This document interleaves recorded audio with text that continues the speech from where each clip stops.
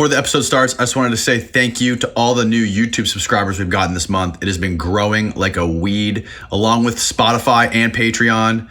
If you have not yet subscribed to the channel, go down and hammer that subscribe button below the video, leave a comment, and enjoy the show.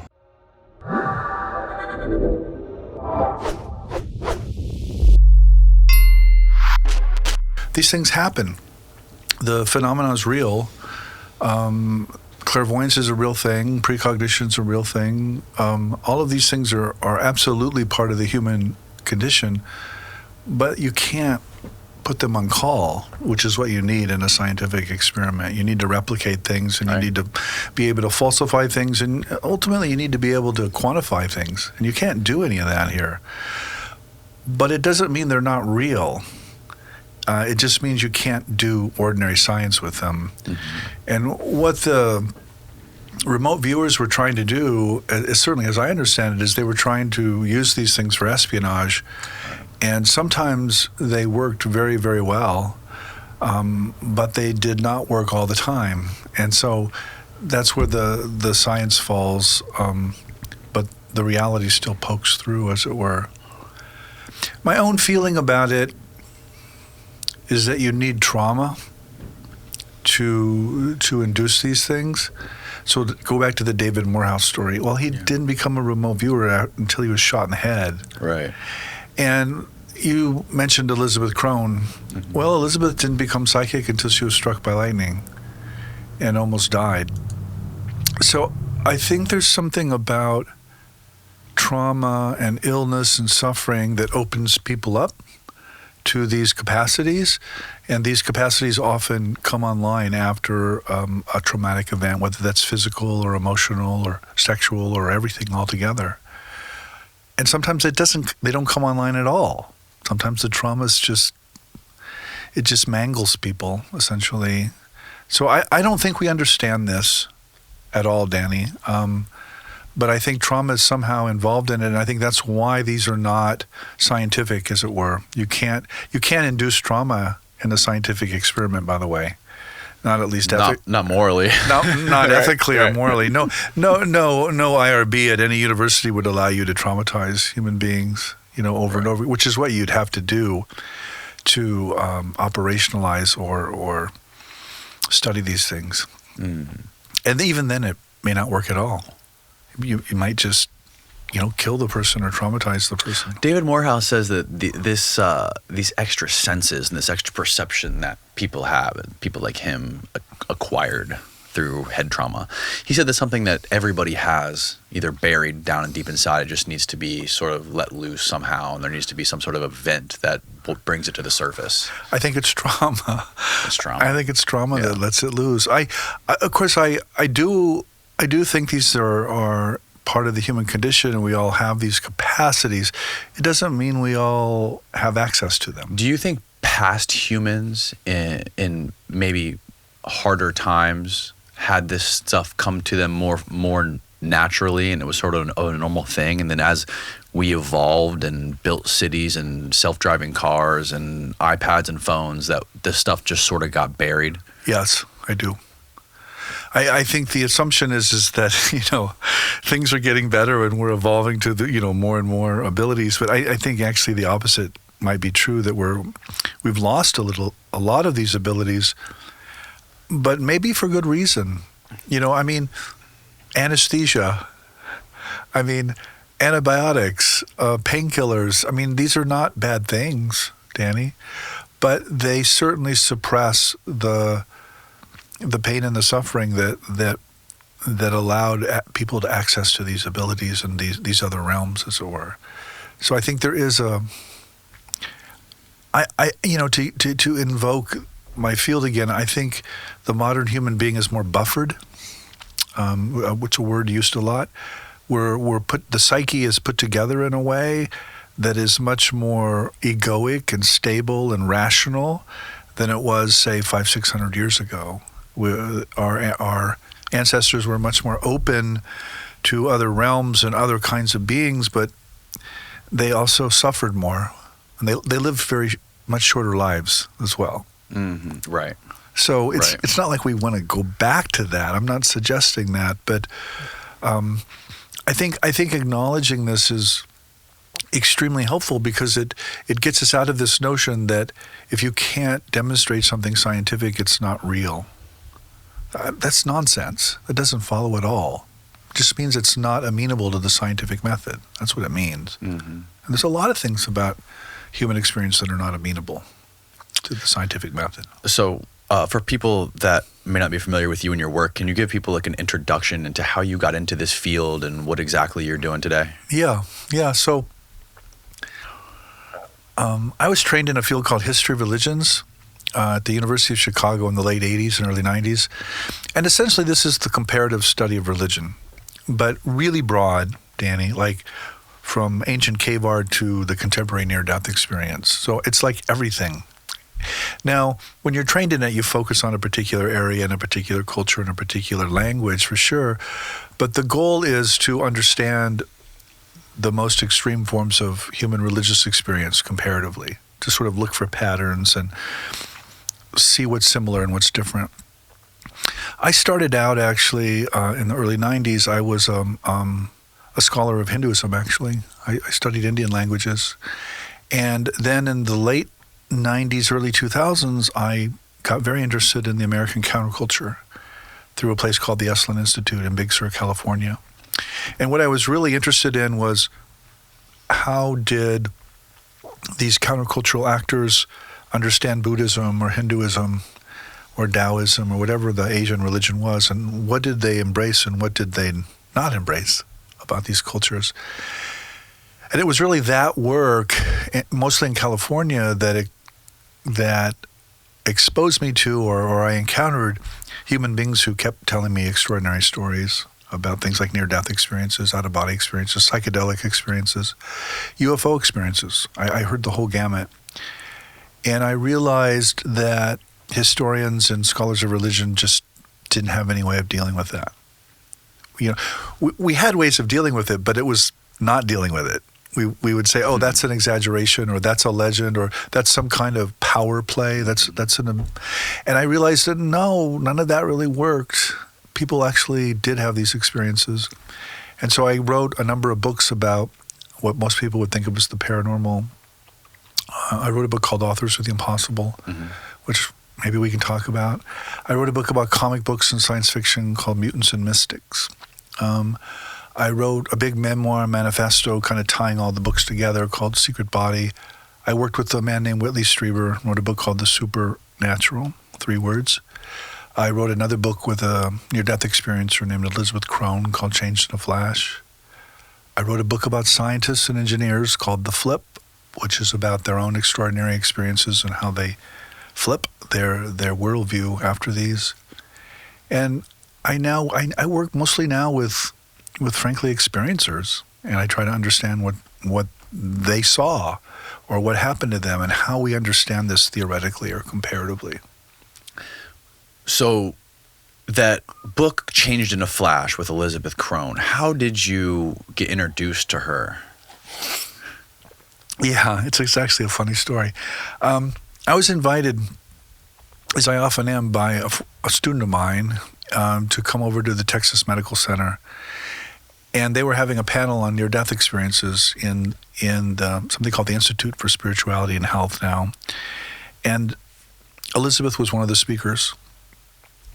And but anyway, Elizabeth told this story of how she was struck by lightning and how she had this really wild near-death experience. And she told this all in the medical center in Houston. And I went up to her and I said, Elizabeth, that is a great story. And you should write a book. And she said to me, well, I don't know how to write a book. And I said, well, I don't have a great story, but I know how to write a book. And so so we worked for a couple of years and we published Changed in a Flash. And it's basically the first half of the book is her telling her story, and the second half of the book is me sort of trying to make sense of it in the context of the study of religion and anthropology and history and that kind of thing. Mm. So what is this? Can you give me like a recount of the story? Sure. I mean, I'm not Elizabeth. Right. Well, we can pretend. Yeah. My joke is, I'm the warm-up band for the Beatles.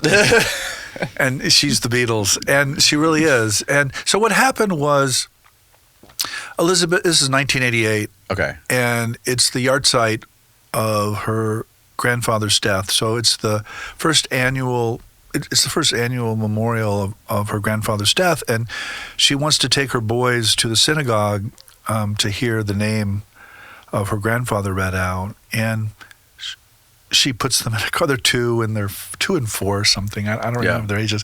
She goes to the synagogue and she gets out of her car and she's holding this umbrella and she literally gets struck by lightning in the parking lot of her synagogue.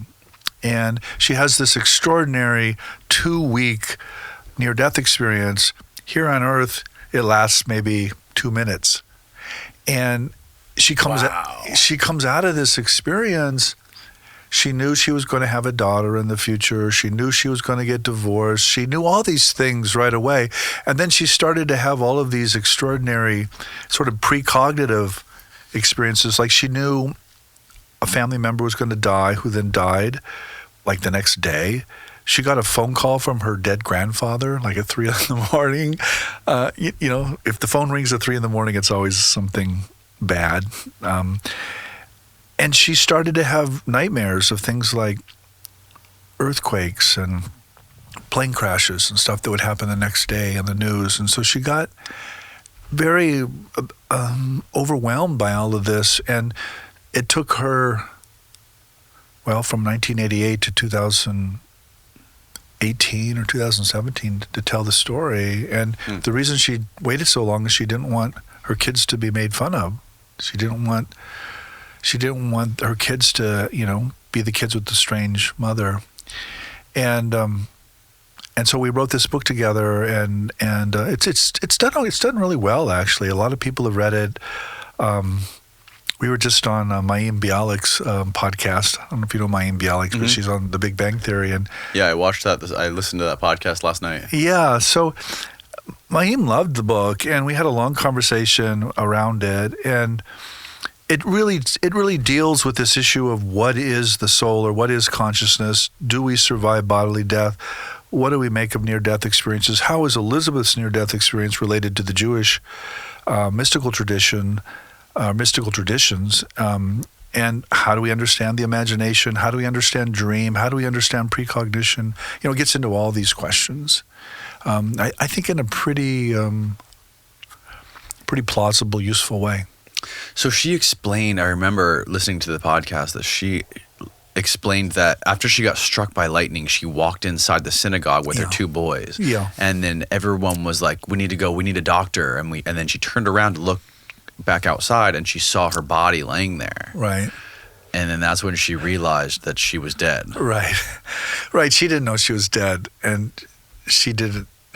What she was wondering about was, why is no one paying me any attention? Oh, nobody was interacting with her. Right? No. And the thing that she was alwast obsessed about right after the lightning strike was her shoes, actually, because she had just purchased these new shoes, and she was so proud of these shoes, and they were toast. Totally destroyed. Huh?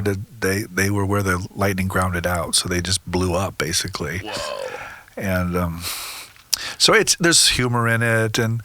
There's a moment where someone asks for a doctor in the house, and of course it's a Jewish synagogue. It's all doctors. It's all doctors. It's a Jewish synagogue. And lawyers. Not only is it a synagogue, but it's right near the medical center. So of course it's filled with, and the man who happened to be the expert on lightning strikes was actually there, and he was the one who treated her and got her back. It's like, no point in calling 911. They're just going to call me. Yeah. Well, that's exactly what he said. That's amazing. Yeah.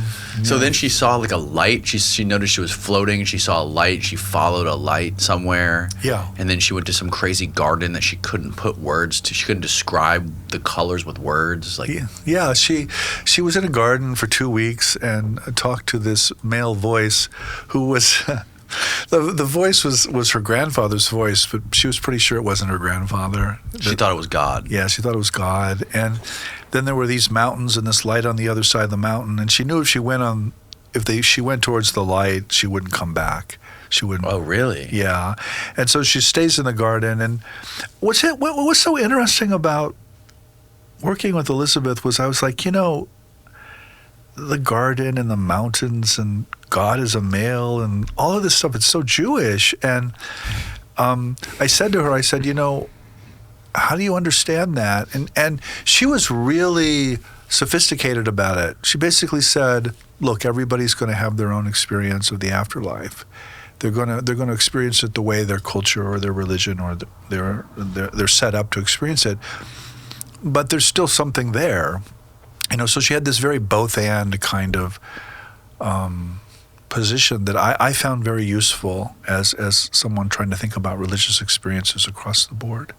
So was this garden she was in, was that sort of like a metaphor for purgatory or for like a... Well, it wasn't a metaphor for her. I mean, it was like a... But like how do you interpret that? How do you interpret the garden? Where like with your religious studies background, where was that? And do you think that she made a decision not to go to the light, meaning not to pass on to the afterlife, and she decided to go back to the earth or time, the space-time we live in now?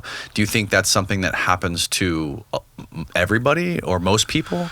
I think it happens to a lot of people. I don't know if it happens to most of us. I mean, obviously, some people have no choice. I mean, if you get your hit by a truck, you're not going to have much of a choice. So I talk about this in the book, and first of all, let me back up. First of all, the garden is a very, very Jewish visionary display. Paradise is a garden. Mm. And the Jewish tradition talks a lot about the garden of the afterlife, as does, of course, the Christian tradition coming afterwards. So I think that kind of visionary landscape, and I think it really was a visionary landscape. I don't think it's a metaphor in the sense she's just talking like that. I think she really experienced herself in a garden. So that didn't come from any prior knowledge that she had? That didn't... I think it came from her Jewish background. Okay. However we understand that. Okay. But I don't think she consciously created it, okay, Danny. I see. I don't think it's like a dream, It's like when you get up in the morning, you're like, what the hell was that about? Right? It's some part of you is telling you a story that's not you, but it is you. And I think the garden and the mountain is something like this. It's some part of Elizabeth's background that is trying to speak to her in symbols, let's say, or a visionary landscape. But it doesn't mean exactly literally what it is, if I can put it that way. Mm-hmm. And the reason I say that, I've explained this in many contexts. I work with many people, and hundreds, thousands, tens of thousands, millions probably of people have near-death experiences, and they're all different. But they also share these patterns, that are similar too. And so when you look at the whole thing, you can't say, oh, it's a garden, because that then locks out all these other experiences, right, and all these other human beings. But you can't sign your name to any of their experiences either. So you have to back up a bit and say, well, something's mediating this. Something is using these mythical landscapes or these visionary landscapes to communicate something, but it's not exactly what is there. And okay, so that's a theory, but it's a very helpful theory because it allows us to appreciate a whole bunch of things and not just one thing. Mm-hmm. And that's really my goal as a comparativist, is to keep all that stuff on the table, right, and not to start shoving stuff off the table I don't like. Right. Now, in the real world, after she got struck by lightning, how long did it take for her to get brought back to life? So again, your phrase, the real world. Yes, the real world. The world that you and I are sitting in right now in this room. We of course privilege this world, and we think it's the real world. But maybe it's not. Maybe the world Elizabeth was in was more real in some sense than this world. But to answer your question, 2 minutes. She was out 2 minutes. For 2 minutes, maybe around there. I mean, she was unconscious. She was lying in the parking lot in the rain, charred and wounded by the lightning strike, and completely gone, completely out. Heart stopped. We don't know. We don't know. I mean, how would we know? Couldn't they check her pulse? Well, I think once they started to. Well, they eventually ran out to her, right, in the rain. It was after 2 minutes. In the parking lot. I mean, it took a while for people to realize what had happened, right? Right. So I don't think we know I at least don't know the medical details. Okay, I got it. We know the medical details of other people who've had near-death experiences because they're recorded. They're in an operation or an operating room. This is in the wild, as it were. Right. So we don't really know. But in Elizabeth's story, she's gone, she's dead for about 2 minutes, and then she comes back online, and she, of course, wakes up, and she's in a lot of pain because she's just been struck by an immense bolt of electricity. But these experiences then develop over a series of months, actually, after the strike, as you often see, by the way, in near-death experiencers. And again, that's the trauma that I'm trying to get. A near-death experience, by definition, is traumatic. Yes. I mean, you almost died. Right. And that might be a car accident, it might be a heart attack, it might be operation that went wrong, it might be a lightning strike. Something has to go very, very wrong. And as I say in the book, what we call the near-death experience, I think it's been happening forever, as far as we can see back, but people just died. They just died. And so, of course, we didn't hear those stories. But with the rise of medical technology, we now have this ability to pull people back. We can resuscitate people who would otherwise be dead. And guess what? They come back with a lot of these stories because they have these experiences and they remember them. And so there's a whole modern literature now around the near-death experience that didn't exist 50 years ago. Right. How did she know when she was out that she was gone for exactly 2 weeks? And then did she say, like, can you give me some more details on this light she decided not to follow and like how that worked?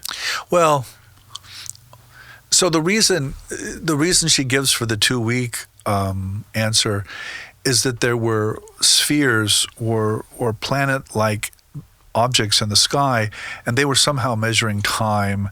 And so she has this sense of 2 weeks because of the way those planets or those spheres moved. The light, she definitely senses. Well, she senses an other, a kind of twin or an angelic other with her all along, but she also recognizes that if she goes towards the light on the other side of the mountains, that she won't come back. She won't come back into the plane you and I are in right now. But she chooses to do that, of course. She chooses to come back, and she's told she's going to have a daughter and that she's going to get a divorce. And by the way, the lightning strike, it struck her wedding ring. She was holding the umbrella by the wedding ring was on the umbrella. So there's the role of the ring and the marriage and the divorce and the child. All of this is really significant to Elizabeth's story. And of course, I got to know Barry too, the first husband, and he's wonderful. I mean, he talks about all of this, and the near-death experience in Elizabeth's language really changed her, and was partly resulted in the divorce, by the way, because she was just a different person. So, what changed her afterwards? Well, this is what I talk about. I mean, she understood that she is not her body, that she has this spiritual essence or soul that survives bodily death, and she became much more spiritual, but she became much less religious in her modern language. I mean, she couldn't get the rabbis from her synagogue to take her experience seriously, but she could get the Chabad kind of Orthodox community to take it seriously. So, but she's very uncomfortable with Orthodox Jewish kosher laws around food and gender and sexuality. So she's kind of in this middle zone where the part of her tradition that will listen to her experience is precisely the part of it she doesn't like socially or ethically. And I think that's the case for a lot of people, by the way, Danny. As a historian of religions, again, I'm really interested in when people have religious experiences that don't actually fit in to their religious upbringing or what their culture or community wants. And I'm interested in those because there's a kind of purity there, there's a kind of integrity there that I think is really powerful and honest. And if you have a religious experience that matches your religion perfectly, wasn't that convenient? Yeah, my colleagues always come in and say, "Well, of course it did." I mean, it's constructed. It's just the culture. It's doing its own thing. Right. But when somebody has an experience that doesn't fit into their culture, then I'm like, "Well, what about this then?" Like that's interesting. Maybe something's going on that isn't actually specific to the religion or the culture or the community. And so that's why I'm interested in it. It's not that I'm perverse or inappropriate. It's just, I'm just really interested in people's experiences when they don't fit in, because I think there's a kind of quality there that you don't find in other kinds of experiences. Yeah, the near-death experience is really interesting when you get to understand some of the stuff that Andrew Gallimore talks about. You're familiar with Andrew? Yeah, I am. He's doing the DMT-X study in Tokyo. Fascinating what he's doing. Yeah. He's basically, for people who don't know, he's doing these extended state DMT studies where they put people on intravenous DMT, like a slow drip, and then they're trying to essentially map the DMT realm, right? And figure out what's going on there. What are these little elves they're seeing, and try to understand it more. And it's I don't know if how comprehensive or real the studies are regarding the pineal gland and the DMT that gets released when you die or in near-death experiences. But what have you found, or what have you discovered when it comes to how DMT in our brain creates these sort of psychedelic experiences? Yeah. So I think the psychedelic analog or comparison is really powerful. If you look, and I've spent a lot of time with psychedelic researchers, so I'm not naive here. If you look at people's psychedelic states, they can be really wild. I mean, they can see things and experience things that make UFO encounters look tame. Right. Okay? All right? Yes. But they also really happen over and over and over again. And so the researcher is always, I think, kind of pushed back on this. It's a theory of the imagination again. And I don't mean the imaginary. I mean, the imagination is somehow giving access to this other realm. And it's mediating this other realm in a really powerful way. But it doesn't mean that what's being imagined is not there. And I think with Gallimore's work, which I know a little about, I mean, I have one of his books and have dipped into it. I think the near-death experience is like the psychedelic state. The pineal gland theory is it's essentially, the theory essentially says that what happens in death is the pineal gland secretes DMT into the organism, and the person has this psychedelic state essentially that allows them to die in a fairly peaceful way. And my experience of that is, years ago I was invited to a DMT seminar in England actually, and they asked me to bring Whitley Strieber. I think they just wanted me for Whitley actually. And I was like, Whitley Strieber doesn't do psychedelics. He's wild enough. I mean, he has these experiences of what he calls the visitors all the time without psychedelics. And they're like, yeah, we know, but we think it's endogenous DMT release. In other words, we think his body is releasing DMT, and that's how he's having these experiences. Right. 1 in 5 Americans has learning a new language on their bucket list. And if that's you, make 2024 your year by checking that off your bucket list with Babbel. Babbel's quick 10-minute lessons are handcrafted by over 200 language experts to help you start speaking a new language in as little as 3 weeks. I always binge Babbel's courses when I'm gearing up to go on a trip. It helps me to prepare my conversational skills so I can deal with real people in real-life situations when I'm ordering food or asking for directions or dealing with merchants. And to me, what helps set Babbel above the rest is their speech recognition technology, which helps hone in your accent and pronunciation. Studies from Yale, Michigan State, and others continue to prove Babbel is better. One study found that using Babbel for 15 hours is equivalent to a full semester at college. Babbel has over 16 million subscriptions sold, plus all of Babbel's 14 award-winning language courses are backed by their 20-day money-back guarantee. And here's a special limited-time deal for our listeners. Right now, get 50% off a one-time payment for a lifetime Babbel subscription, but only for our listeners at babbel.com/Danny. Again, get 50% off at babbel.com/Danny. That's spelled BABBEL.com/DANNY. Rules and restrictions may apply. It's linked below. Now back to the show. And I was like, wow, that's an interesting idea. And so I talked to Willie about this. And I'm like, Willie, will you go to England with me and talk to these people? And he's like, sure, but I don't do psychedelics. You know, I'm basically strange enough in his own way. And but that was the theory, and I think that's a plausible theory. We don't know if it's true, but again, it gets back to this issue of trauma that I was talking about earlier. Yes. You need the trauma. You need the near death to activate the pineal gland to release the DMT that then helps mediate this experience.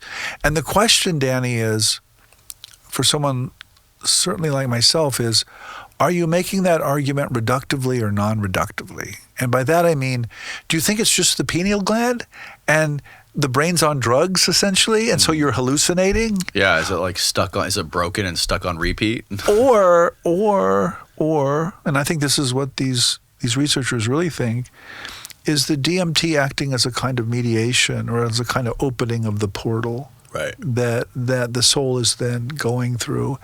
And I think it really matters which of those options you choose, you know. Let me put it this way, and I'm going to sound a bit nerdy here, but the reigning model in neuroscience is what we call the production model. And that's the idea that consciousness is entirely produced by material processes. In our case, a neurological kind of light show in the brain that is very patterned and very organized, and it produces Danny or it produces Jeff. Mm-hmm. That makes no sense, actually, of a lot of the phenomena that I'm interested in, like precognition and out-of-body experiences and all of these encounters we're talking about. So people in my world, at least since William James and probably earlier than him, people like Frederick Myers and way back, essentially argued what's called the filter thesis, or what we call the filter thesis today. And this essentially says that the brain is certainly mediating these states of consciousness, but it's actually not producing them. And so what you want to look for is instances in which the brain is being shut down, because then other things can flow in. In a filter thesis, the brain is a filter. You're shutting most things out so that you can eat things and survive and reproduce and in a kind of Darwinian sense. And so what you want to look for is when does the brain shut down? And of course, psychedelics is a great way to shut down brain processes. Meditation is a great way to shut down brain processes. Car wrecks, lightning strikes, you can go on. But every instance of this shutting down the brain is probably going to be traumatic to the person unless you can integrate it into the ritual of the system, which is I think what meditation is. So I think it matters a great deal. What I'm trying to say is it matters a great deal how you understand the relationship between brain and consciousness, or brain and mind. And I think the reigning scientific model is certainly the production thesis. And so when the brain shuts down in death, guess what? Consciousness just blips out like a light bulb, because the material base has ended. Right. But in Elizabeth's view, and I think in Whitley's and in a lot of these experiences, that actually doesn't actually end consciousness. So clearly consciousness is not dependent on brain processes. Clearly it's something else is going on, and that's where this filter thesis comes in. And you can call it a transmission thesis, you can call it all kinds of things, but it's essentially a different understanding of how the brain and the mind are related. Is this connected anyway to Chardin's theory of the noosphere? Yeah, Teilhard de Chardin. Yeah. Teilhard is his first name. Yeah, Teilhard. Probably. I mean, So I know a lot about Teilhard. I can tell you funny stories about Teilhard de Chardin too. He was a Catholic paleontologist who had basically his view was that God worked through evolution, and that the nous was this sort of cosmic mind that was going to develop, in the future when human beings were more integrated in some way. And so he talked about the Noosphere. And some people have connected this to the internet and, have kind of gone in that direction. It's really not what Teilhard was saying. He was much more interested in evolution as a kind of mystical process through which God creates human beings and eventually consciousness and eventually this sort of nous cosmic mind. Right. So I would say that most religions have a filter thesis. In other words, they do not understand the body as producing mind or consciousness, full stop. Most traditional cultures see the soul or the spirit as somehow independent of the body and the brain. And so when the body and the brain dies, the soul or the spirit does not. Now, again, that's open to conversation. I don't have an answer there, but I think someone like Teilhard, who comes out of a Roman Catholic mystical tradition, definitely was working with some kind of filter thesis, although he would never use that language, and I would never impose it on him. Mm. Yeah, it's interesting when you think about this sort of like unifying consciousness, like this noosphere, and yeah. Basically, and do I have this right? The idea is somebody like across the world can come up with this crazy new idea, and at the same time, like somebody on the polar opposite of the planet will have the same idea, right? Like somehow we're all connected in this sort of layer of consciousness that envelops all of us. Well, so a lot of religious practice implies this. So, for example, if I were to, I'm not a religious person, Danny, but you're not? I'm not. I mean, not in a traditional way, but you believe in God? Yeah, I do actually. We could talk about that. I'm not. I'm framing this though in a particular way. Okay, sorry. It's all right. It's all right. We can go back there. Yeah. Let's say I were to pray for you. Okay. Well, that ritual implies we're connected in some way, and that I can pray to this deity who can then somehow impact Danny's life. I mean, there's a kind of trialogue going on there. There's a kind of triangle there. But also in a lot of psychical experience, somebody wakes up in the middle of the night and says, "Oh, Grandma just died." Now, they know instantly. Right. So clearly there's a connection there between the loved one and the person who wakes up. Well, what is that connection? What is going on there? And so that's the kind of, one of my colleagues calls it coherence. That's the kind of, Barbara Newman's her name, that's the kind of connection that is so deep it needs religious language to describe it. And I think a lot of the reason I invoke prayer is it implies the same thing, even if people don't talk about it. If you're praying for someone, then you're connected to that person. You believe on some level you're connected to that person, and that your mental act can somehow affect physical events, which is a remarkable thing, Danny. If that in case is true. Right. So why, being a person who studies religion and has dedicated your life to religion, how could you not be a religious person? I knew you were going to come back to that.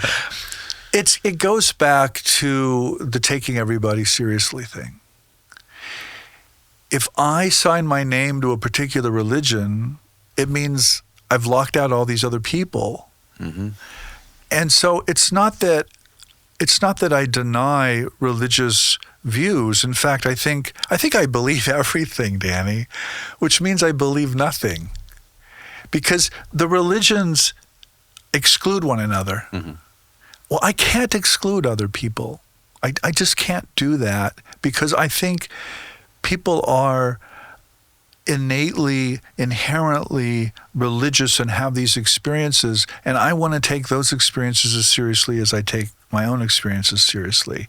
And so I can't fall back and say, I'm this or I'm that, because in my own mind, that doesn't allow me to live with and take these other people seriously. So it's not that I often describe myself as the most religious person I know, but I don't actually have a religion. Not at least one I can identify. What do you think God is? I think God is us.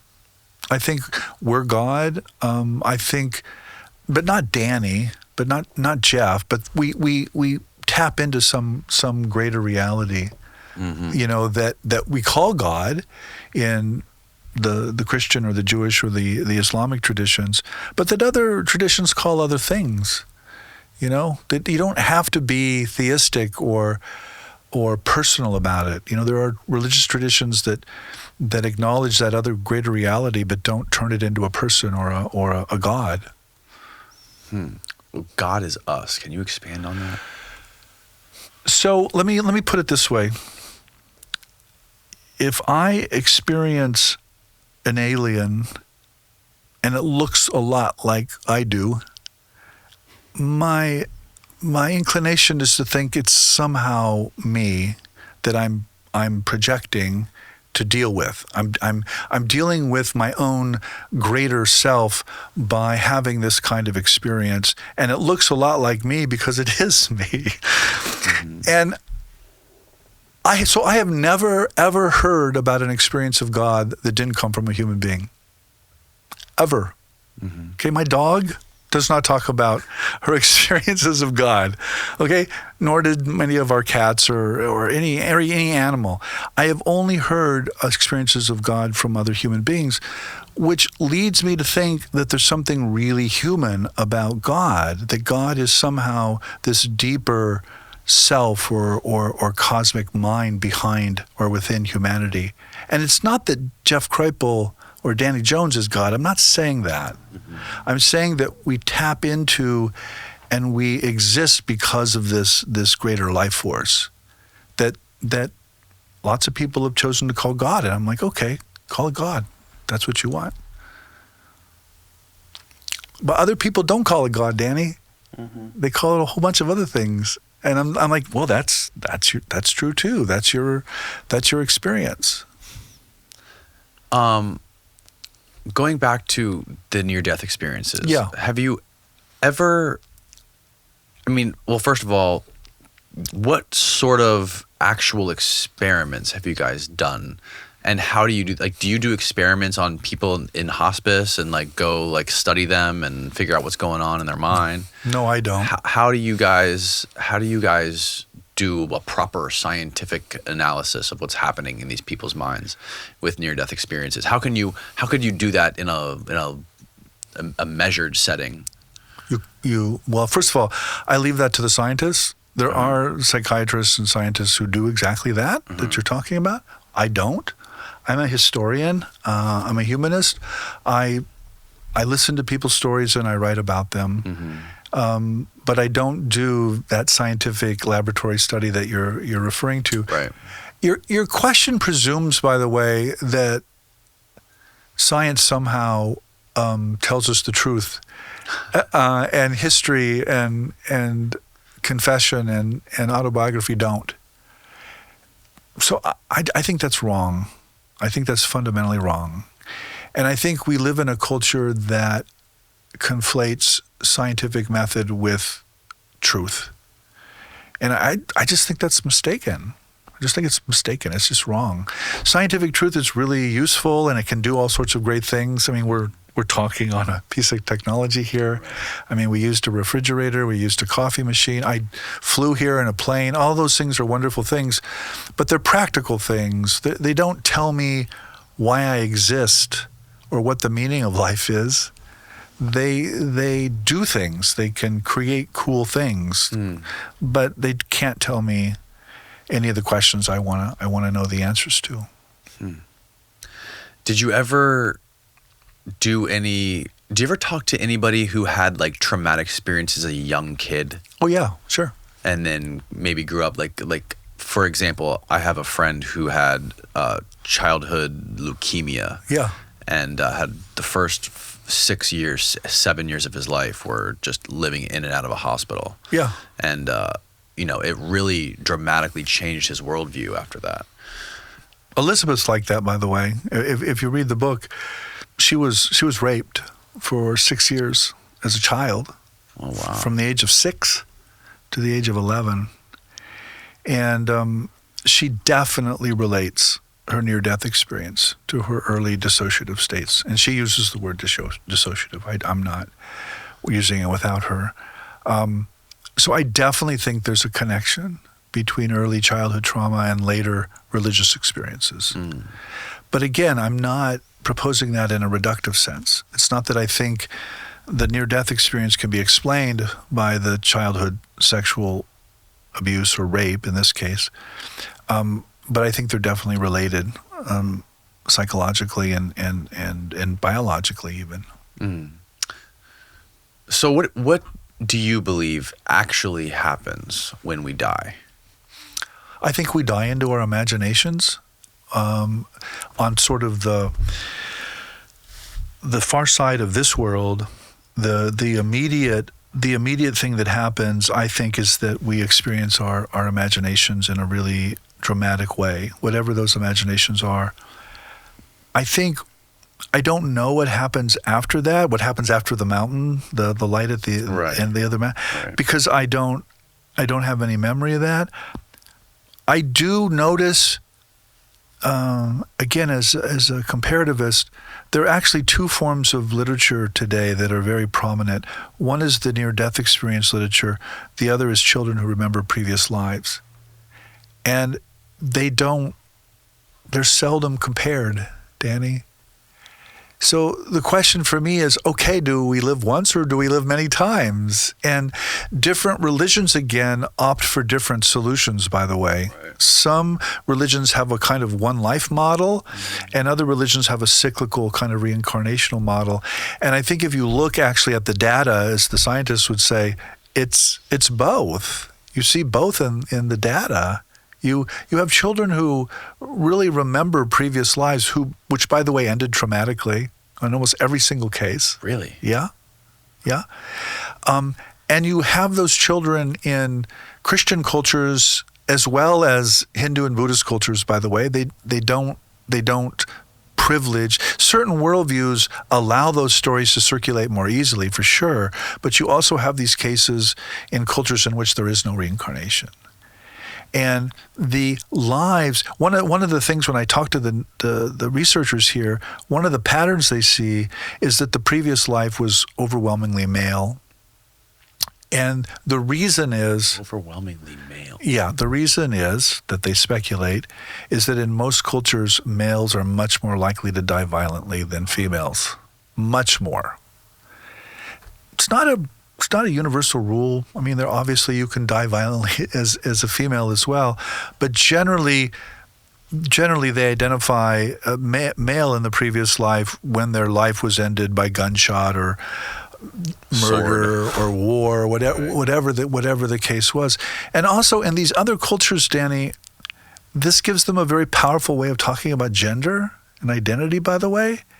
Because this notion of being a woman in a man's body or a man it's not unusual at all in a reincarnational worldview. It makes total sense, actually. Well, you were a woman in your previous life, and now you're in a man's body. So of course you're more aware of that than you probably should be.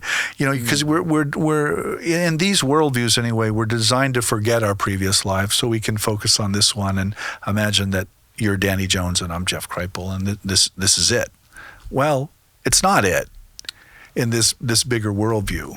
How come they're only kids imagining or remembering previous lives? Why don't you see older people doing that? So, again, we just have theories. We just have ideas. Of course.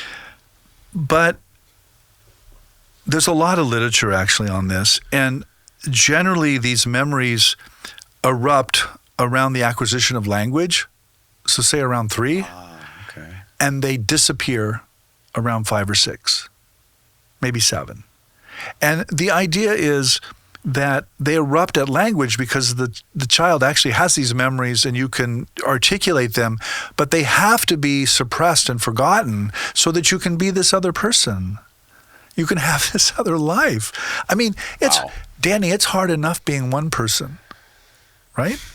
Can you imagine if you were 2 people or 3 people or 4 people or 5 or 6? I mean, you would be really confused.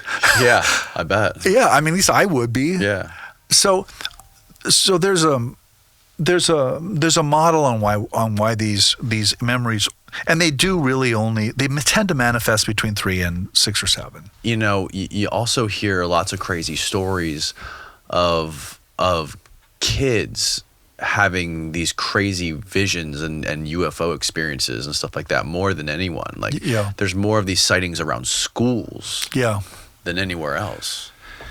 Yeah, I mean, sometimes. So first of all, I mean, let me say this. Let me say, I don't have answers, Danny. It's not like that I can tell you what happens to us when we die, or I can tell you who God is, or I can tell you any of these big questions. But we should be having this conversation. And I don't just mean Danny and Jeff. I mean, in the broader culture, we should be focusing on these cases because these are the ultimate and most important questions I think a human being can ask. And I think, so what shuts down the conversation, I'm against. And what allows and encourages the conversation, I'm all for. So again, this gets back to your question of religion. I want to keep everything on the table, and restricting myself to one particular religion takes a lot of stuff off the table that I just don't want to take off. Yeah. So in some ways, it's a more generous view than a particular religious or cultural identity. In other ways, it's problematic. I don't want to romanticize it. You know, I'm lonely. I don't have a community. I don't. You know, there's a heavy cost to this. So I don't want to romanticize the conversation or the process, but I think it's really important. I really think it's important we do this. What was your other question that I just blew off? I don't remember. One of the things I also wanted to talk to you about was I wanted to ask you, how did you get wrapped up in this whole current UFO community that is taking shape right now? Yeah, no, that's a good question. I remember I watched your talk at the Seoul conference, which I believe is in Australia. No, it was at Stanford. Oh, was it Stanford? Yeah. Why? We were looking up something on our Patreon show earlier, and it said it was in Australia. That was weird. Well, Ross Coulthard is from Australia, but the Seoul Foundation is based at Stanford and with Gary Nolan and the Stanford Medical School there. Okay, cool. Anyways, so I don't know how I mixed that up. I was watching your talk, and you mentioned that some sort of propulsion expert reached out to you and asked you to do a talk at MIT. Yeah. Yeah, so the way I got into UFOs, first of all, I love UFOs. You do? Yeah. I can't stand them. No, you like them too. I wish I could see one. Well, I did see one with Chris Bledsoe. That was the only UFO I've ever seen. The reason I love the UFO is it's not because I understand it. It's because I don't understand it. And I don't think anybody else does either. Mm-hmm. So it's a kind of ideal framework for a professor or an intellectual or a writer, because you're dealing with a topic that is open and rich and very much a part of people's lives, by the way. The way I got into it was I was writing about the counterculture, and I was talking to all these experiencers, and they were telling me all these wild stories that, as I often say, couldn't happen, but did. And a lot of these involve UFOs. And so I started to write about the UFO. I think the first book I published on the UFO was 2007, was Esalen, America and the Religion of No Religion. It's filled with UFOs, by the way. And it's about the American counterculture. It's about remote viewing. It's about Russian-American diplomacy, all of which involve the UFO, by the way. And then what happened was I wrote this book called Mutants and Mystics that ends with a long chapter on Whitley Strieber. And then I wrote another book called Authors of the Impossible, which has 2 whole chapters on 2 French researchers, one Jacques Vallée and the other Bertrand Must, writing pretty much entirely about the UFO or largely about the UFO. And I just became this strong voice in the American Academy for taking these things seriously in a historical context, in a religious or spiritual context. I never pretended to be the scientist or the engineer. I want to stay in my lane, as I often say, and I want to talk about these things historically. I think they're central to the history of religions. I don't think they're tangential. But I don't think we actually know what they are. I think people imagine them in a kind of science fiction framework today, or they imagine them in a kind of nuts and bolts way. But other cultures and other previous time periods have experienced them similarly and differently. And so that's what I want to bring into the conversation, is this sort of, again, this bigger picture. Mm-hmm. It's very much like the near-death experience, or God, or prayer, or whatever you want, however you want to talk about it. It's when I look, I just want to shake people and say, look, it didn't begin in 1947. It goes back thousands of years, as far as we can see. Yeah.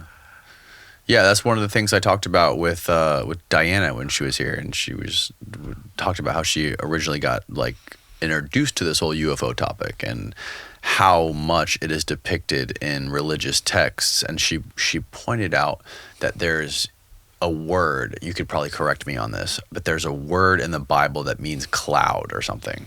Yeah. And it was they removed it or something from the Bible, or what was the story behind that? There was the word that meant cloud that was often in the Bible, and she believes that when people are talking about clouds, they're really talking about UFOs. I don't really know. I don't know that word. I mean, she's probably talking about the Hebrew Bible and the pillar of fire and cloud that guided the Israelites through the desert in the story in Exodus. But I don't really know. I mean, Diana's correct that religion's filled with this stuff. I mean, this is what fascinates me about it. So it's like everywhere, but you won't talk about it. Well, why won't you talk about it? I think this is what generates religious ideation and religious belief. Mm-hmm. I think it's what's behind religion, actually. But we won't talk about it, or we land on some kind of mythology or worldview that is common today, but makes no sense, in the 2nd or 3rd century. Mm-hmm. So, again, I want to be the person in the room poking people, saying, hey, what about this? Or, gosh, precognition or mental telepathy is common. It's as common as water in these religions. Why aren't you talking about that? Why do you think it's only modern parapsychology or science that can do that? And people have been having these experiences for a long, long time. And they've been thinking about them and creating models and frameworks that we call religion to make sense of these things. Right. This episode of the podcast is brought to you by Bubs. I've recently gotten into collagen supplementation because after the age of 25, your natural collagen production dramatically drops off, which severely impacts your skin. By supplementing with collagen, you're actually increasing your body's natural production of collagen. This increases your skin health, your skin elasticity, which improves the overall quality of your skin. Secondly, if you're someone who's into lifting heavy weights, collagen is one of the major building blocks to joint and connective tissues. Collagen protein can help reduce joint inflammation and improve joint function. And finally, collagen is amazing for your hair growth because it increases the production of keratin, helping to promote stronger, healthier hair. Bubs is a tribute company to Glenn Bubs Doherty, who was a Navy SEAL and CIA contractor who died defending American freedom in Benghazi, Libya. Plain and simple, Bubs makes the stuff to help you get after it, with nature-derived nutrition to help give you that edge on life's adventures. Bubs collagen peptide packets are easy to use as a daily supplement. It's flavorless, easy to mix nature, makes it easy to mix in anything. I like mixing it in coffee. Check out Bubs today by visiting bubsnaturals.com and using my promo code DJP for 20% off your first order. That's bubsnaturals.com, promo code DJP. It's linked below. Now back to the show. I think we glossed over it a little bit, but who was the propulsion person who brought you to MIT, and why did he want you there? Yeah, I think his name is Charles Chase, I think is his name. Charles invited me to MIT. It was really a salon. It was a kind of intellectual salon. And he had spent his life in propulsion technology, and he was retired now. And his basic hunch, which I think is correct actually, is that whatever whatever is propelling or manifesting as the UFO is probably involved in human levitation. Human levitation, Danny, is one of these topics that you can't talk about if you're a historian, but is really pretty obvious. I mean, it's pretty embarrassing too. The embarrassing fact is people float. I don't think that's embarrassing. Well, it is. That would be pretty fucking cool if I could float around. It's first of all, it's often unconscious or uncontrollable. The person doing it is not in control. What kind of floating are we talking about? We're talking about lifting off the ground, So we're talking about people who, Teresa of Avila or Joseph of Cupertino are two of the people who are usually talked about here. Well, Teresa prayed to have this not happen. She prayed to God to take it away. And her floating abilities. Yeah, and he did. God did. And Joseph of Cupertino, he couldn't control it either. He would scream every time it happened, and then he would float off the ground or shoot up into a tree or a statue or something. So, can you a quick aside? I want you to. When was Teresa of Avila? 16th century. 16th century. And where did she live? Spain. Teresa, 16th century Spain. Okay, got it. Yeah, and Joseph of Cupertino, I want to say 17th century Italy for sure. Okay. Teresa is very learned, became a doctor of the church. Joseph is not learned at all, but was basically imprisoned or controlled by the church and kind of moved from monastery to church because people loved him, by the way. They felt like you did. They're like, cool, I want to see this guy float. Well, the church didn't like that. They want to control sanctity and they want to control teaching, and they certainly wanted to control and hide Joseph. So that's what they did. So what I'm trying to say is these things happen. This is part of history too. It's not controllable in a conscious way. And what Charles thought is he thought if I came to MIT, I could talk to the engineers and the scientists there, and I could talk to them about human levitation, UFOs, and sort of make some sense of this. And I couldn't, of course. I can't make sense of it, but I think they're related. Because if you listen to people who encounter UFOs, first of all, there's a lot of levitation involved. They'll float off their bed, or there's also levitation involved in demonic possession cases and in all kinds of religious situations. But, the UFO, as it's often talked about, doesn't fly. Modern propulsion methods is basically about blowing stuff out the back of the machine, and it propels you forward. So you have a controlled explosion, essentially, is what you have. And the UFO doesn't do that. It seems to just float there. It seems to violate gravity in some really fundamental way. And human levitation clearly violates gravity in a fundamental way as well. And have you ever seen anybody levitate? No. Okay. No, I have not. Had this guy? What's that? Has the propulsion guy? No, I don't know. I doubt it. Okay. Again, these things are. This is what we're going back to our science conversation. These aren't things you can invoke. These are things that just happen, and often they happen in ways that we can't control. Oh, look, you found him. Oh, there's. Can you punch in on that a little bit? Yeah. Go up to the top. Let me read the title. Charles Chase, former head revolutionary programs at Lockheed Martin Skunk Works, now head of the UN lab on A&D's place in a new business model for global challenge engagement. So that's Nick, by the way, Nick Cook. That is not Charles' picture. Well, Nick Cook wrote the article. They do talk about, he's in here somewhere. I have nominated this talk by Charles Chase at NCW's Featured Post 2020 because it embodies so much of what our call to action campaign this year has been about, addressing global changes head on through the untapped power of the Aerospace Defense Agency. Well, he goes on to talk about, this is a pretty cool thing right here. Charles explores all this in his 10-minute presentation and more. In it, you will hear about some of the activities he has been working on at UN Lab, his new ventures alongside DARPA and the Office of Naval Research. And he talks about propulsion down here. breakthroughs. Charles concludes towards the end of his talk, the question is, will they what? He's talking about... Will they? Oh, was it? What is he talking about? The lack of... Charles skill developing... His moonshot program at LM identified many of these a few years ago, tech like energy storage, tidal energy, and water desalination. So this guy's interesting. So the hope is, look, here's the hope. The hope is if we can figure out how UFOs defy gravity, then we can create new energy and create new means of transportation. Exactly. That's I think that's what they're trying to do. I think that's where this is going. And when Charles invited me up to MIT, he was, again, this was an intellectual salon. This wasn't.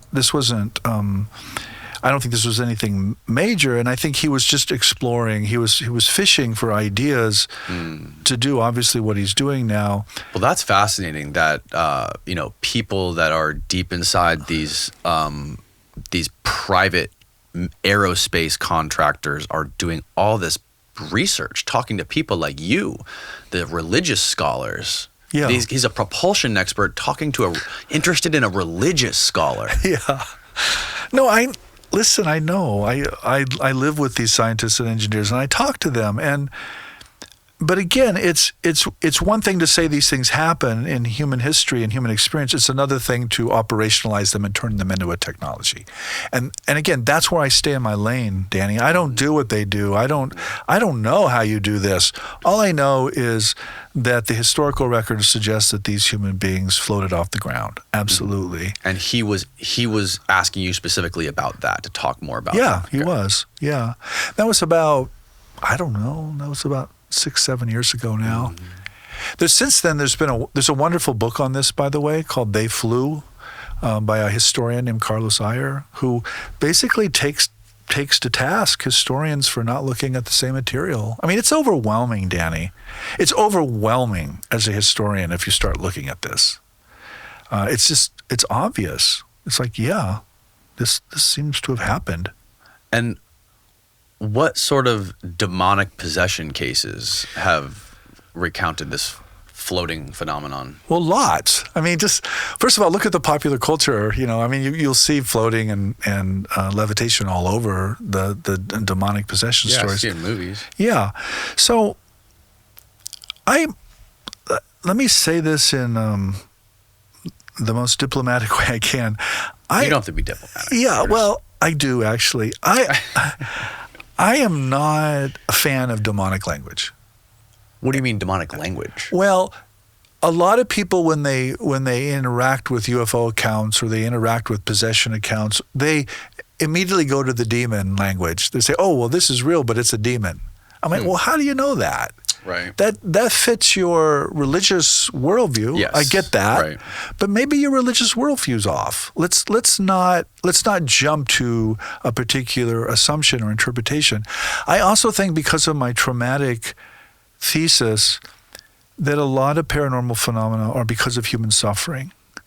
And so the idea is that you're going to get a lot of demons, by the way, that are part of these visionary landscapes because people are suffering, Danny. Yeah. People are in real pain. And so I think to just demonize this further does a great disservice. It really hurts these people. I think what they need is to be listened to and to be taken seriously. And maybe their trauma and their illness is in fact producing the paranormal phenomena. Maybe that's part of the phenomena. But we'll never know that if we just say, "Oh, it's demons," and this person needs to be exorcised. No. Well, maybe the exorcism will help, but it'll help if the person believes they're demons as well. Is what I'm trying to say. There's a kind of paradox there. Right. Yeah. I'm sure you're familiar with Diana's book, American Cosmic, when she talks about Jacques' library, where Diana tells a story about how she went to Jacques' place in San Francisco, and she went to his library, and he has all these books on angels and demons, and he handed her this book all about the history of Satan. And she said, if you want to understand this whole phenomena, you need you need to understand this book. Read this book. And there were 666 pages in it. It's in French too, by the way. It's in French. Wow. Yeah. Are you familiar with that book? Yeah, I am actually. It's published by Carmelite nuns, by the way.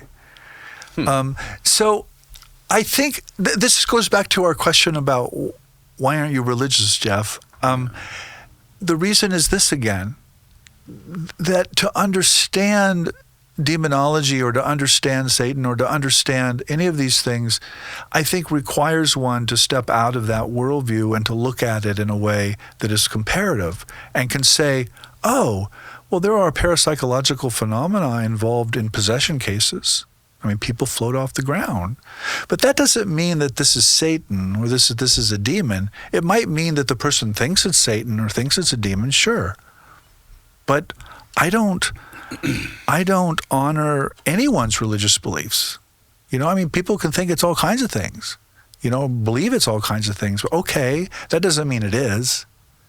You know, from a comparative or a global perspective, it's something else is going on there. And I think with Jacques' work, I think he feels that the history of esotericism and certainly the history of Satan in this Carmelite nun sense has something to do with the UFO as well in a comparative sense now, because you're getting at the same kind of phenomenon, and at the root of this. You're looking at me funny, Danny. At the root of this conviction is that human beings have a capacity to experience God or reality as it really is. There's a kind of direct link there, but there's also sometimes when they have these experiences, this science fiction movie goes off and they experience demons or angels or deities, you know, or spacemen or aliens or visitors or whatever. So this folklore that develops around these cases is really important. It gives us an access to it.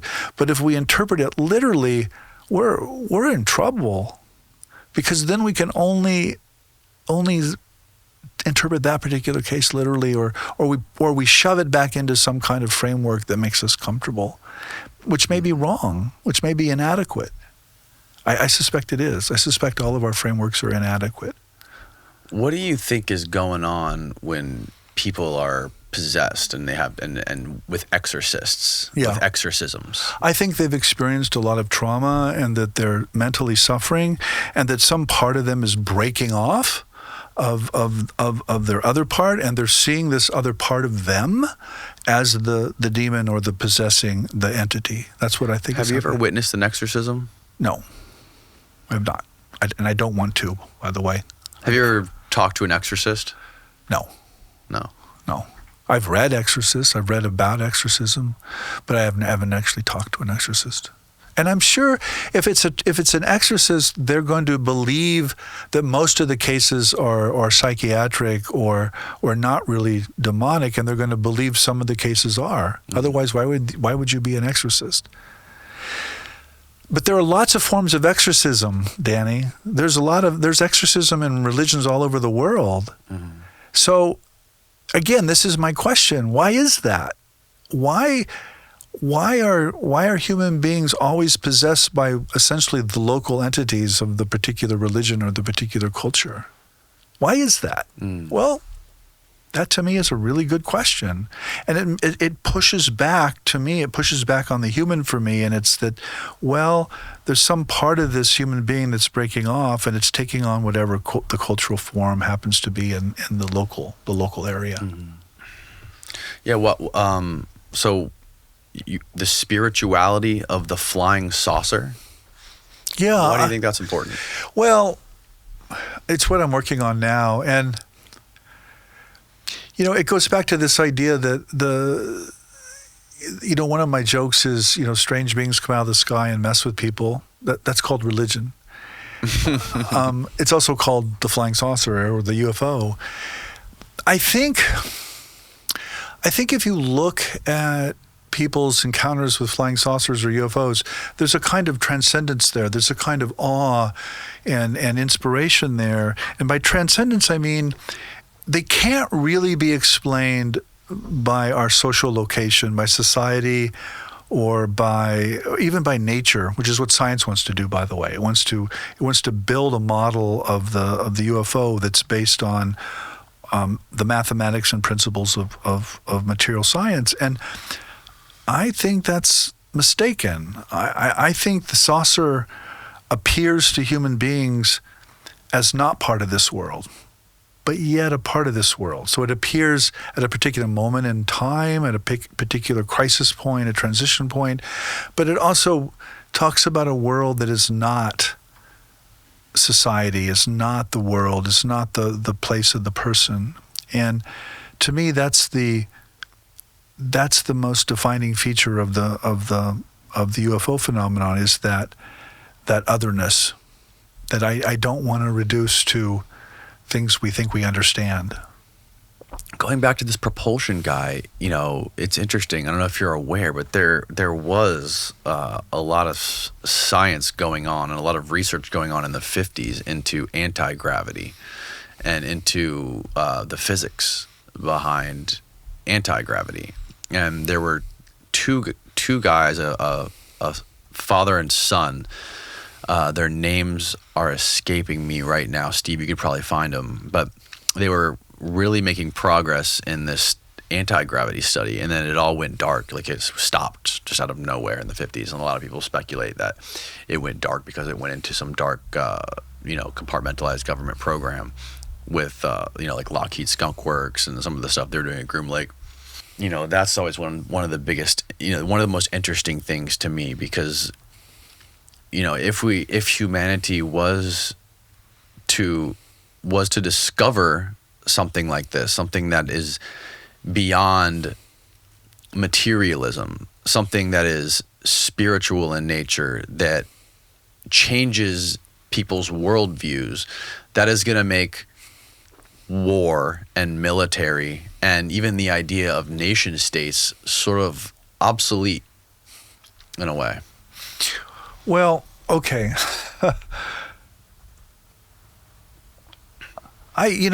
First of all, I'm very aware that some people are interested in the UFO because of the technology and the hardware, as it were, or the sources of energy, or the anti-gravitation propulsion, or whatever language you want. Mm-hmm. I see my role as a kind of warning or a caution there, that you can do the history of science and you can do the history of military technology, and great, go do that. But what I'm trying to say with the spirituality of the flying saucer is, maybe it's not about any of those things. Let me back up and give you an example. So last night we had a Jain lecture at my university on Jainism, which is an ancient Indian religion. And one of the images of Jainism is basically a strongly dualistic religious system in which the soul separates from the material world and realizes its own infinite immortality and becomes a sphere, by the way, often. But the images of these realized human beings is just a cutout. It's a cutout of a piece of metal or a stone, and it looks exactly like a space alien. It looks exactly like a space alien. And a kind of almost 1950s sense. Mm. And I'm like, what is going on there? I mean, that's an example of what I'm trying to talk about. Because in this religious system, it's precisely removing oneself from the material world, from the cycle of life and death, through which one realizes one's own innate immortality or infinity. Or, they would not say God. They don't use that kind of language, but they would certainly acknowledge a kind of super state of the human being. And I'm just trying to say, as a historian, look, cultures have had these experiences, and they've even experienced the soul as a sphere. And they've talked about the soul as a sphere, by the way. Jainism is one, but Neoplatonism is another. We can go through a whole series of ancient systems in which the spirit or the soul is literally seen as a flying saucer, as it were. Okay? Why is that?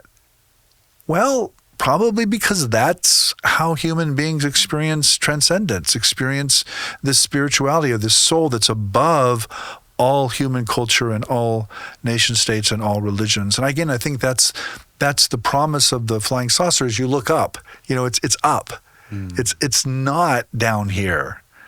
And they do violate our airspace effortlessly. Right? I mean, this is something that comes out even in the military reports.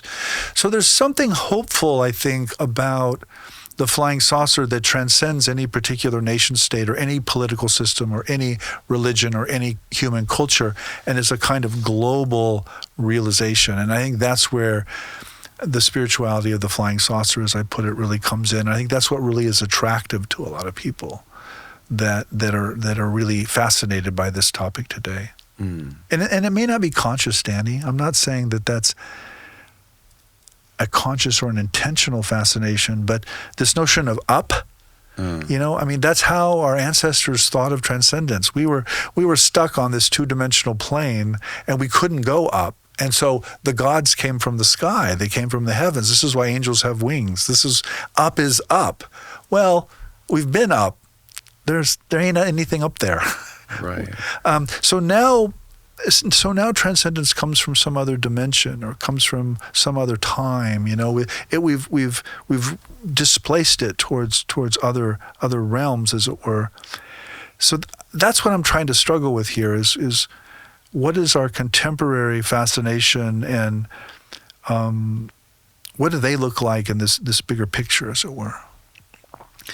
Yeah, and if they are something, like if they are souls or if they are something spiritual, how come they crash into the ground and leave debris behind, and we can find bodies and take them to a secret lab? Again, we don't know any of that. I know those are the stories, but we don't know that. Right.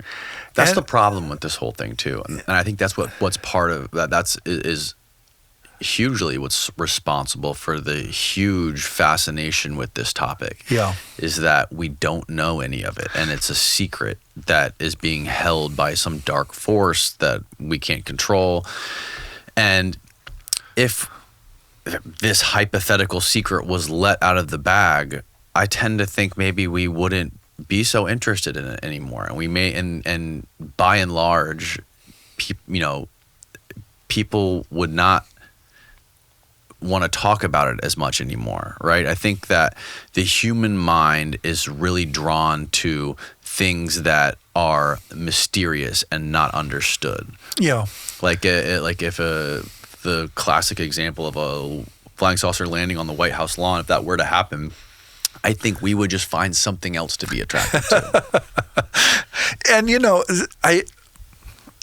I just was part of this other conference at Rice called Brave New Worlds. Who Decides? That was the title. And I was in charge of interviewing this novelist named Michael Rogers. And our conversation was really around utopias and dystopias. And my question to Michael was, why are all of our stories about the future dystopian? Why is it always bad? What about utopia? What about a story about the future that's good? Mm-hmm. And it turns out Michael wrote a novel called Emails from the Future, or Email from the Future, which is about a very positive future. And so, again, I think this notion of something crashed and we have bodies and there are dark forces involved. I think this fits our science fiction and our Netflix and our television series, but I just don't know if any of it's true, because I'm not part of any of those organizations or systems. I also know, as a historian of religions, that the future is really good in a lot of these systems. And they too have talked about what we call the flying saucer or the UFO. They've also integrated it, but in a worldview in which, human beings become gods, or human beings commune with God, or there's all kinds of ends or means to where the world is going or where humanity's going, but it's usually something really good. And so Danny, I guess I'm skeptical of the dystopian futures that we're constantly given.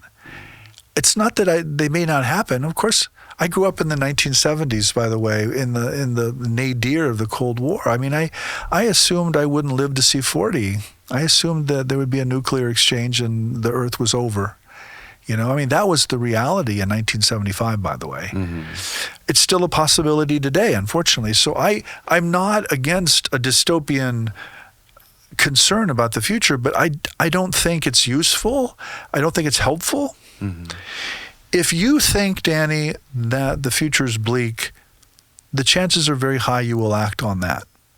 And as a culture and a community, we'll all act on that dystopian imagination, and it will be bleak. We will create a future that's bad. If we have a utopian vision of the future that is positive, the chances are high we will act on that, and we will create a utopian future or world. So I think there are lots of good reasons to be skeptical and to be dystopian, but I'm not. Because I think optimism and a kind of future-oriented utopian vision is much more effective and much more positive on the ground. Mm. Yeah, and this kind of gets into the discussion of artificial intelligence. Yeah. You know, there's a polarization, and a lot of smart people talk about, the fear of AI and AI taking control. Yeah. And a lot of people are very optimistic about AI and how it can help us and all this stuff. You talk about also a connection between artificial intelligence and the abductions experience. Yeah. Let's talk about AI. Okay. This episode of the podcast is brought to you by Verso. The older I get, the more I'm prioritizing my health. The goal is to keep my mind sharp and my body strong. If you've watched this podcast before, you might know that I'm very much obsessed with health and longevity and the things you can do to hack your biology to improve performance. I exercise daily and take my nutrition very seriously, but that can only get you so far. Science has, or scientists like David Sinclair have now proven that we can reverse aging with interventions that go far beyond healthy habits. I like to keep up on all the latest science behind this stuff. That's why I keep up with my friend, nutritional scientist, Dr. Dom D'Agostino. And people send me products. I like to test on myself to see what works and what doesn't work. That is why I use Cell Being by Verso. It has scientifically proven ingredients that combat the effects of aging by increasing your NAD+ levels. That's the stuff that quite literally powers every cell in your body. I personally have been taking Cell Being every single morning for years now, primarily because it enhances my mood, improves my energy levels, and I just feel like a younger version of me. Clinical trials have even shown it improves energy, endurance, cognition, fat loss, and better, more efficient sleep. Verso also publishes third-party testing on each batch produced, guaranteeing you get what you pay for. Head on over to ver.so and use the coupon code DANNY, it's spelled DANNY, to get 15% off your first order. Or just go to ver.so/DANNY. It's linked below. Now back to the show. What can you expand on that? Like, what sort of connections have you found with artificial intelligence and these experiences people have? First of all, people who have reported abductions have been reporting artificial intelligence for decades. This is not a new thing. This goes back to the 50s or 60s. Oh, really? Yeah. People have been talking about the robotic nature of what they're encountering for a half a century or more. And they've also referred often to the hive-like activity of the creatures. So the kind of notion that they work as a group and they're not individual like we are. That's old news. Also in abductions, you often get the distinct impression that whatever's interacting with the person is AI. And that makes a lot of sense to me.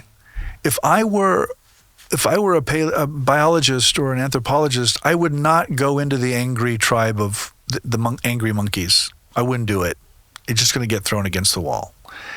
I would send a machine in that was expendable and that could bring back a lot of data, but that was not me. So if abductions are about some kind of actual anthropological experiment from some other intelligence or some other future humanity, it makes a lot of sense to me. They'd use AI. I would use AI. Right. The other thing I would say about AI, I would say a couple things. First of all, it's been around a long time. I use AI every day when I drive to work. My truck has assisted. Lane assist. It has everything. Yeah. It even goes slower and goes faster depending on how the cameras read the traffic. I mean, it knows darn well what it's doing. I put my life in the hands of AI every single day. So I don't have any doubts about the usefulness of AI. On the other hand, a lot of the fears of AI are driven by materialism again. It's driven by this production thesis that I talked about. It's the idea that mind or consciousness is created by material processes. And so if we can make a computer and get it sophisticated enough, it'll eventually become conscious. That's the idea, right? Well, that's materialism. That's the production thesis. Well, what if it's wrong? What if material processes don't create consciousness or mind, but they mediate consciousness or mind, like in a human? Well, then suddenly AI is no longer this evil thing that it is in some people's minds, because it can't actually ever become conscious in the way a human being is conscious, right? So I think the whole debate, again, assumes a particular model of the relationship between matter and mind. And I just don't buy it. Again, I don't buy the model that the fears are based on. I just don't. I just think it's wrong. Yeah, and also, if humans do eventually encounter non-human intelligence, it would most likely be in a post-biological form. And what makes us think that the abduction experience is non-human? It might be superhuman. It might be future human. It sure looks like us. Yeah. It sure acts like us. It sort of acts like us, but sort of doesn't. And again, I'll give you an example. Take Skinwalker Ranch. Mm-hmm. A lot of, dogs were turned into goo. They're melted. But human beings never were. So whatever that is that's interacting with humans at Skinwalker, it's drawing moral distinctions. And they look very human to me. Okay, I don't know if it is a human. I'm not taking a position on what is present at Skinwalker Ranch, but I'm saying the stories look very human to me, and they're making moral decisions along human lines. That's all I'm saying. And so are the visitors, so are the aliens, so are the UFO nauts. They all look very human to me. Yeah. Which suggests to me they are. Which suggests to me that they're somehow relying on our own forms of consciousness. They're certainly interacting with human beings in a clear way. And again, this goes back to our God talk, or our God conversation. I've never encountered any language of God other than in a human being. Mm. You said that you met Chris Bledsoe. Yeah. How did you get in touch with Chris Bledsoe, and how did you find out about him? Through Diana. Okay. Yeah. I met Chris through. I was lecturing at the university where Diana teaches, and I met Chris then. Yeah, and I spent hours with Chris and read his book UFO of God, and I'm very familiar with it. What was your reaction to his story when you met him? And have you ever met anybody that has experienced anything like him? Yeah, I have. I mean, Whitley Strieber. I mean, Whitley is very much like Chris in the extremity and the nature of his experiences. I think Chris, I mean, I don't want to pass judgment on Chris at all. I think he suffered a lot. Yeah. I think if you read his book and you talk to him, tremendous amount of suffering. There's tremendous suffering and tremendous trauma, by the way. And I think a lot of those things that happened were very real, but I think they're somehow related or connected to his trauma and suffering as well. And I don't mean that in a reductive way, Danny. Again, please don't hear me wrong. I'm not suggesting that the UFO is somehow a product of his suffering or trauma, but I think the trauma and the suffering allows those things to happen, and I'll even say to be revealed. I'll use religious language. I think what Chris experienced is a kind of revelation, and I think people, and by that I mean these people are not making this up. They're receiving this from seemingly outside, it's being revealed to them, and so they become the prophets or the means of expressing these stories.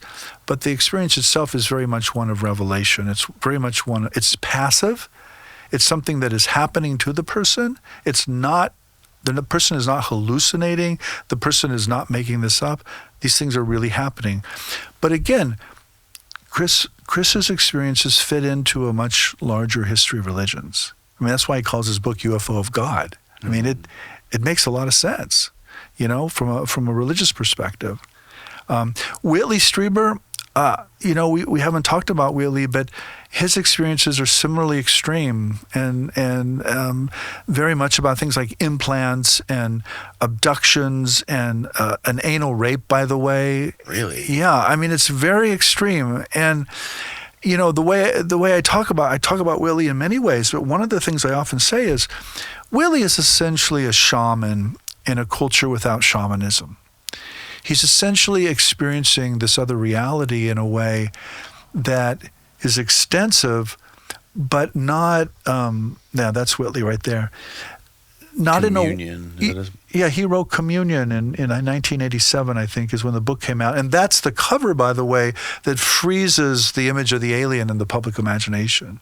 In some ways, that book began the contact experience, not entirely. There were certainly contact and abduction cases before it, but it really sets the tone for what comes later. Now, does Whitley see these same sort of light orbs that Chris sees?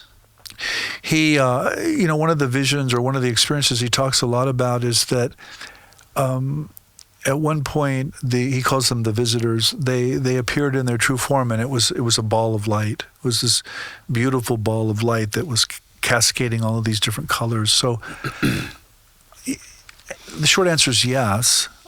He certainly talks in that way. Did you ever go sky watching with Chris? No, but I've actually spent a lot of time with Whitley, including. My joke is never room with Whitley Strieber. It's a mistake. And there's laughter in the back. Things happen. Weird things happen, and I think Whitley's the real deal. And I think Chris is probably the real deal too. But I don't know Chris like I know Whitley. When Chris came here, we went out to the beach. We went to dinner when we first met. He came here. We went to dinner down on the beach right across the street from here. And after dinner, he was like, "Hey, you want to go across the street and try to see if we can summon some orbs?" I'm like, "Of course I do." And Steven had a video camera with him, and we brought it out there to try to catch some of the stuff on video. And Chris had one of those low light monoculars that captures video, and it basically sees really good in low light.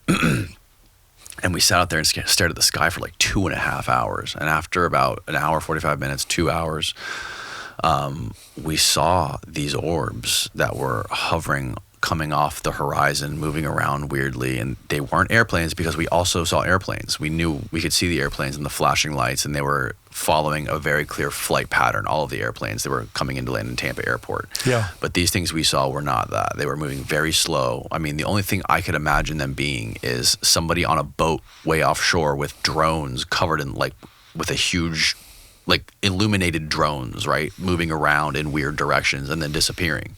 And I quite literally filmed this myself on this video camera. And in addition to that, there was shooting stars that were appearing above our heads. And meanwhile, Chris is standing next to us praying to the sky, saying, "Please show yourself to Danny. We're recording a podcast tomorrow. Please, God, please reveal yourself." And there were shooting stars and there was orbs, and I saw them and I filmed them. We even showed them. I don't know if you still have the video footage on the computer there, Steve. We could probably show it to you. I have it on the Mac, but not this one here. Right. But anyways, that that was one of the things that I saw with my own eyes, and I don't know how to explain it. It wasn't planes. It wasn't satellites, unless satellites hover above the ocean like 50 feet. Yeah. So, yeah, and I just want to honor that, but I also want to just observe as a historian of religions that the whole notion of summoning is classic. I mean, that's magic. That's magical summoning. That's like as old as the hills. And so what's going on there to me is very traditional and very, very human and very real. I'm not questioning its reality at all. I'm just saying it has a history. And it's part of the spirituality of the flying saucer I was talking about. Right. It's a very magical worldview. And by magical, I mean the idea that the human mind can influence the material world, right? That's what I mean by magic. And generally we say that's not possible, right? We say that if you intend something or you summon something and then you see it, it's just a coincidence. It's just an accident, Danny. It can't happen because we operate with this production model. Mm-hmm. That Danny Jones is stuck in his head, in his body, and for him to imagine orbs of light coming off the water, that's nutty. That's just, you're just self-suggesting is all you're doing there. But if you work with here's the video. If you work with a filter or transmission thesis, then you do have access to reality. And you can influence it, through the mind, because your mind's already part of reality. It's already hooked up to what's out there. And so I watch this. Yeah, is there audio on it? Yeah, go to the bottom and hit. Okay. Okay, so that's a plane. Yeah. That top left one is also a plane. You can see it flashing. Yeah. But see the one on the bottom? These two are the orbs. I'll rewind it. Yeah. Rewind it to the beginning. Watch it come off the horizon. Look at that. See, it just popped up off the horizon of the water? Yeah.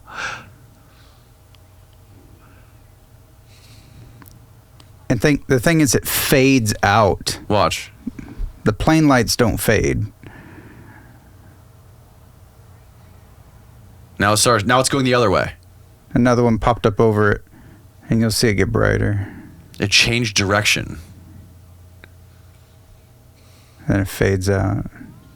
Now look at that one getting really bright.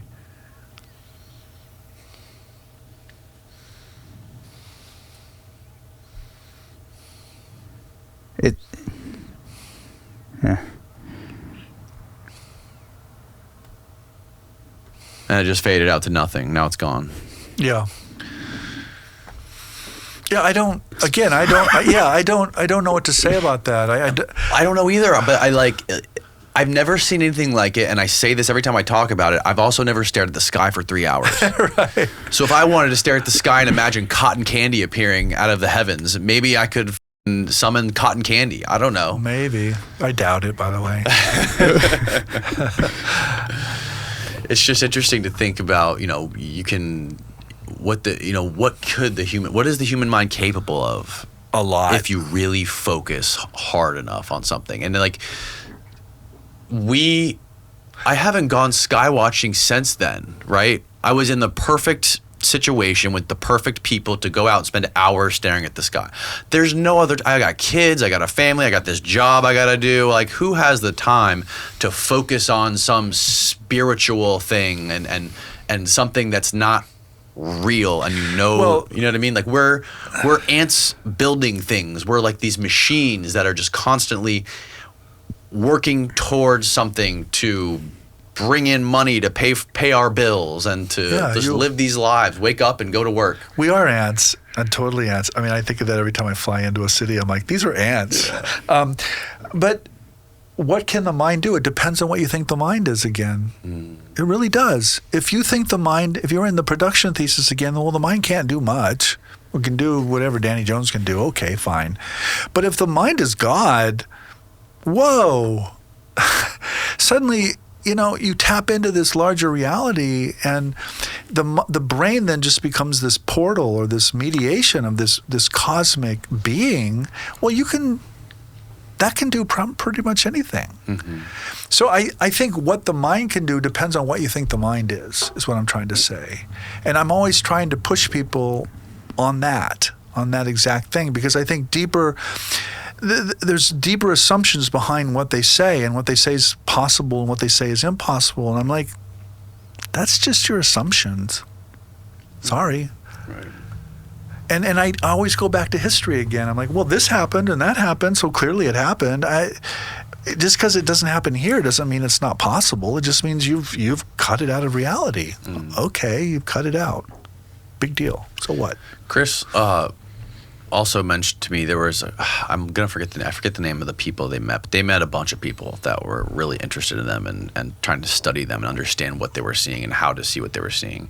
And one of the guys was explaining to Chris's son, Ryan Bledsoe, about this idea of, or it's not an idea, it's a real thing, Rosicrucianism. Yeah. Mm-hmm. I know a lot about Rosicrucianism. Can you explain what Rosicrucianism is and where it came from? And it seems like a lot of people they practice these protocols, these Rosicrucian protocols, but they don't necessarily know about Rosicrucianism. Well, again, this goes back to your God question. So Rosicrucianism was, I'm speaking obviously off the top of my head here, but it's a European tradition. It means the Rosy Cross, by the way, is what it means. It probably comes out of Germany. It originates probably in the 17th century. It's probably originally a fiction. Whoever is writing these tractates, there is no Rosicrucian tradition. In the 17th century, this person is writing these tractates or these texts claiming there is. But it's, again, if you study religion, what you know is every religion is constructed or invented. There's no such thing as a religion that's not, in some ways, fiction, certainly at its beginning. So there were a lot of European intellectuals and early scientists. They weren't yet called scientists, by the way. That didn't happen to the 1820s. That wanted to be in this Rosicrucian tradition, because in the Rosicrucian tradition, the idea was you were invisible, you were secret, you were influencing history, but you were also dealing with forms of knowledge that the public couldn't accept, and that was why the tradition was secret or esoteric or hidden. Then Rosicrucianism becomes essentially its own tradition, and people start calling themselves Rosicrucian. And today you have Rosicrucian traditions. Back in the 40s and 50s when I was writing about that period, there were actual mail order catalogs where you could become a Rosicrucian. Really? Yeah, you could become this, yeah. And Rosicrucianism as a general ideology, if I could sort of summarize the ideology, it's that there is a secret truth. Particular scientists and intellectuals are tapped into this tradition, and they therefore are part of this Rosy Cross tradition. It's been very influential in the UFO world, by the way. J. Allen Hynek and Jacques Vallée both were attracted to Rosicrucianism. They weren't formally Rosicrucian. There's no such thing for the most part, although there is now.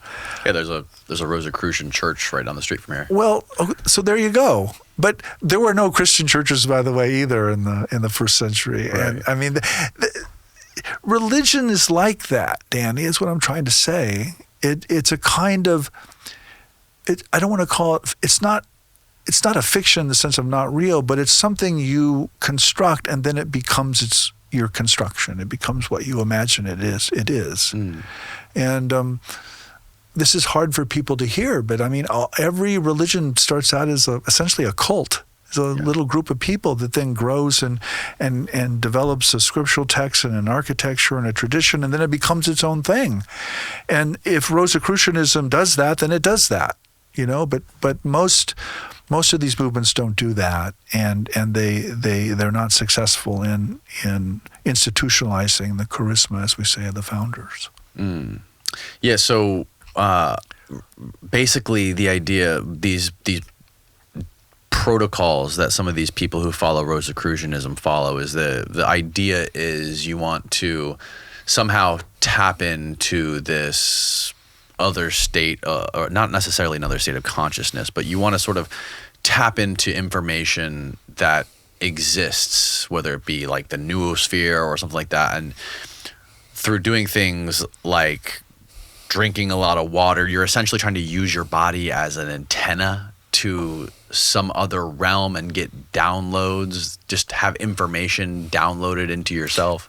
Well, that's not Rosicrucianism historically, but I mean, I can see a contemporary Rosicrucian saying something like that. Okay.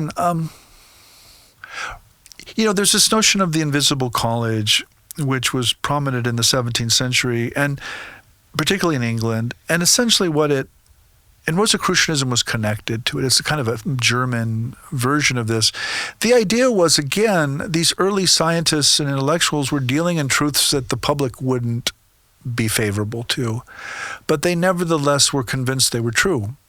And so the reason you have an invisible college or a group of intellectuals who interact with one another but don't meet in public or don't form a tradition is because it's dangerous. It's off the social radar. Dangerous to who? Dangerous to the public. Dangerous to the believing public.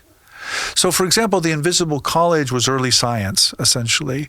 Well, early science was very much against what the Catholic Church was doing in a lot of situations. The Church was saying things like, "Well, we live at the center of the universe, and or there's no such thing in terms of Newton now. There's no such thing as gravity, or so." And I'm not speaking for the Church. I don't want to say that they condemned every one of those, but there's definitely a conflict between the believing publics and the intellectuals and the scientists. And they're coming at truths in very different ways. And so the scientists, or the early scientists or the intellectuals, are organizing themselves around what they call the invisible college.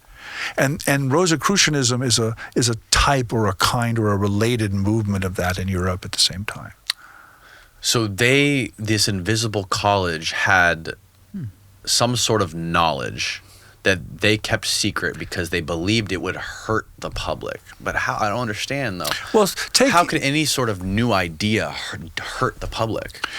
Well, what if your idea was that the humans were not at the center of the world, that we were just one species of Right, but that idea helped us. That idea helped us understand the universe. That idea was widely rejected in the 19th century when it was advanced by Darwin. Yeah, but just because it was rejected doesn't mean it's harmful or dangerous. Well, again, the invisible college, it's not that they're invisible in the 19th century. Mm-hmm. There's no invisible college in the 19th century.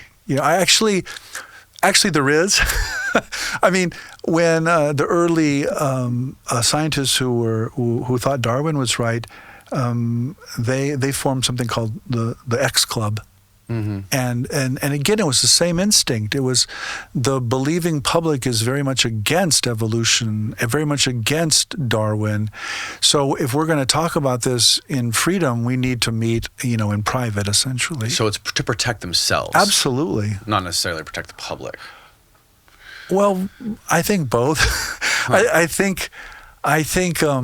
Like these people really just care about humanity that much. We want to protect the world. I think it's primarily to protect themselves and to prevent harassment and censorship. Remember, there's no science in the 17th, 16th century. There's no such thing. And the European world was dominated by forces that were certainly not scientific. Today we have professional science, and it's established in our universities, in our government, in our culture. But that was not the case in the 16th and 17th century, for sure. So I think we can take today and we can make the mistake of just assuming all of the things we assume and projecting it back onto the past where those things just weren't true. People were imprisoned and lost jobs and, sometimes were killed for having views that went against whatever the believing public thought. Right. So let's not underestimate that. For example, there's a statue, if you go to Amsterdam, there's a statue of Baruch Spinoza in one of the squares there. Well, Baruch Spinoza was an amazing intellectual, but he was excommunicated from his Jewish synagogue. He was a heretic. He was absolutely condemned and excommunicated in his own life, and he was afraid, essentially. And so I think that's the instinct that the people in the Invisible College of the early British tradition were worried about. It was the same kind of assault or harassment. And do you think this kind of thing is still happening today? Intellectuals are still harassed and censored for all kinds of reasons. It depends on the culture, of course. I mean, like, do you think people that are outspoken in the public today have knowledge that they're keeping close to the chest or not talking about publicly or keeping it a secret because of the fear of being excommunicated or the fear of getting in trouble or getting... I think the risks today are much less than they were 200-300 years ago. Oh, for sure. For sure. Right now, I mean, you lose your job, and I mean, your life can get ruined if you lose your job and you get your reputation destroyed, right? That's not the same thing as you won't be thrown into prison or killed. Exactly. But you would have been. You could have been. Mm-hmm. I'm not saying you would have been. I mean, there are lots of cases of people who were not, but there's also lots of cases of people who were. I mean, please remember. I mean, I wrote a textbook on how to compare religions, and some of the early comparativists lost their lives. You know, I mean, it was a crime to translate the Bible out of Latin, by the way, in the 15th and 16th century. It was a crime. There were people who were severely punished for it. And so things that we assume today, we can't assume in the past. And even in my own lifetime, I know, I mean, a lot of my early work is on gender and sexuality, and you couldn't speak about gender and sexuality in 1980 the way you speak about it in 2024. There's no way. There's no way. And so young people, they assume a certain kind of freedom, I think, in terms of gender and sexual identity that we just didn't have in the early 1980s. Didn't exist. We fought those battles. And a lot of the things that we assume today just to be kind of automatic are because people suffered for it. People fought those social battles. Women couldn't vote. Right. Black people were enslaved. Right. I mean, come on. There's all kinds of things that our ancestors did and assumed completely differently than we assume today. Are you familiar with the John Marco Allegro? I know Sacred Mushroom and the Cross. Yeah, sure. I'm familiar with it. Yeah, I guess his theory was that these ancient religions. I guess he spent decades deciphering the Dead Sea Scrolls, and he was a linguist, and he found that one of his conclusions was that these religions were basically fertility cults. Yeah. I doubt it. I mean, there's a strong fertility element in the history of religions. I don't want to question that. But I think Allegro, I don't want to speak about Allegro because I just don't know enough about him. But he's very much part of this countercultural movement. Oh, is he? Yeah. I mean, he's probably writing. Yeah, Brian Marescu talks about him. Yeah, he's probably writing in the 60s and 70s. And traditional Christianity developed through a literal misinterpretation of symbolic narratives found in the scrolls by writers who did not understand the minds of the essence. Again, I just don't know, Danny. I can't speak to that. The whole notion of fertility cults, so that's a common theory, by the way, in the 1800s. There were a lot of people who were making that argument about religion in general, that it goes back to ancient fertility cults. Again, I doubt it. I mean, that's part of the picture for sure. Right. I mean, human beings are sexual beings for sure, and their religions have always integrated that or spoken to that. But is that the single source? No, I doubt it. Mm-hmm. Yeah, and it's interesting though that some these beings that people encounter in their recollection, they aren't sexual animals. They have no reproductive organs. Well, sometimes they are, of course. I mean, this is one of the things that you get in the abduction narratives a lot, is there's a lot of sex in them. Really? Oh, yeah. I mean, human beings have sex with these alien entities. Oh, yes. You're familiar with David Huggins, right? Well, Huggins is just one of, I'm sure there are thousands of these. I mean, I'm thinking of the very first abduction case we have on record is Antonio Villas Boas, and it's sexual through and through. Can you explain that one? Yeah, from memory now. Okay. So yeah, there you go. Brazilian farmer. He's out in the farm. It's at night. He's farming at night because it's cooler at night.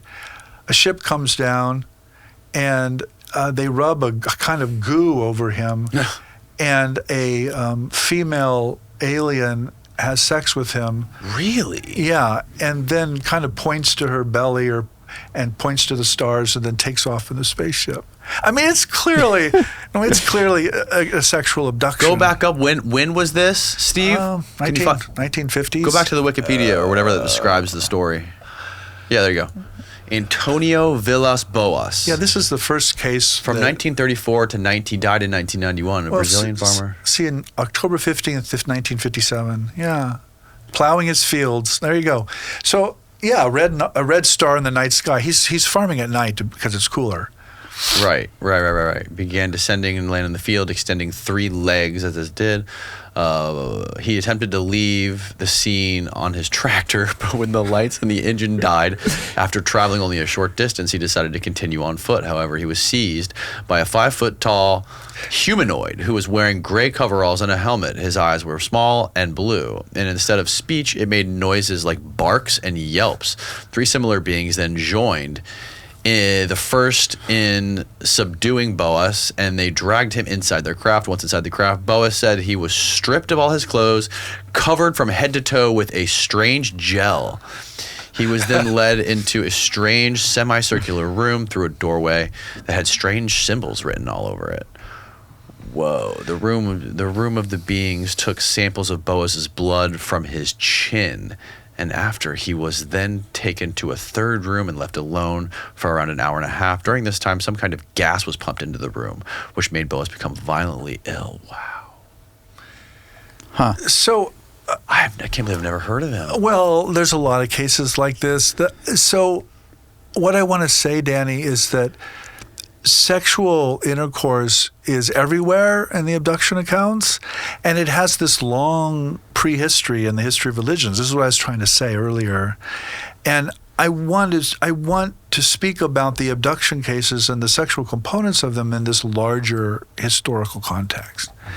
And one of the reasons I think that abduction cases are so problematic is for religious reasons, frankly. I think to the extent they're heterosexual, they involve human males and female deities or female aliens, they don't fit in anywhere into the traditions. Yeah, this is David Huggins, and he has these drawings. You've watched his documentary? I'm in the documentary. Are you really? Yeah. How did I miss that? I haven't watched the documentary in over a year. There's a whole chapter on, Brad comes to Houston and he interviews me about David. You know Brad? Yeah. Wow, that's incredible. Of course you know Brad. He made the documentary. Yeah, Brad. Oh, of course I know all about this. Wow, it is such a fascinating story. Well, there again, it definitely involves sexuality, and what do you do with that? Well, one of the things you do with that is you relate it to these earlier accounts of mystical encounter and sexuality. Right. That's what I'm trying to say, that there's this bigger story here. And people will look at Huggins, or they'll look at Villas Boas, or Strieber, by the way, is heavily sexualized as well. Right. They'll look at those cases and they'll say, well, this guy's just crazy. I'm like, no, he's not. It fits into this larger pattern that goes back actually thousands of years. So that's what I'm trying to do with these questions and then the abduction accounts. And this, of course, is what gets elided or erased in contemporary conversations about technology and propulsion systems and the military and nation states. All the abduction stuff just gets cut off. It does. Yeah. Well, this is why.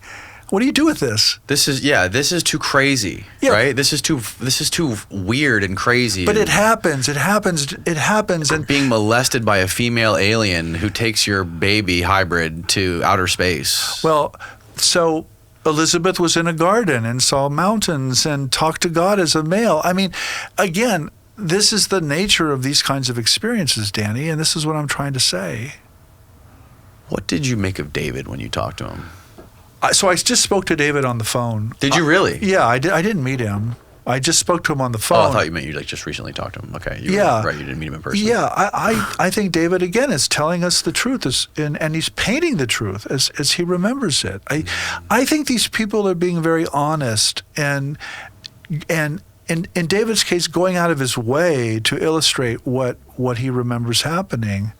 I think we need to use all of our tools, all of our disciplines, all of our histories to understand these things and not just dismiss them as hallucinatory or crazy. That's what I think.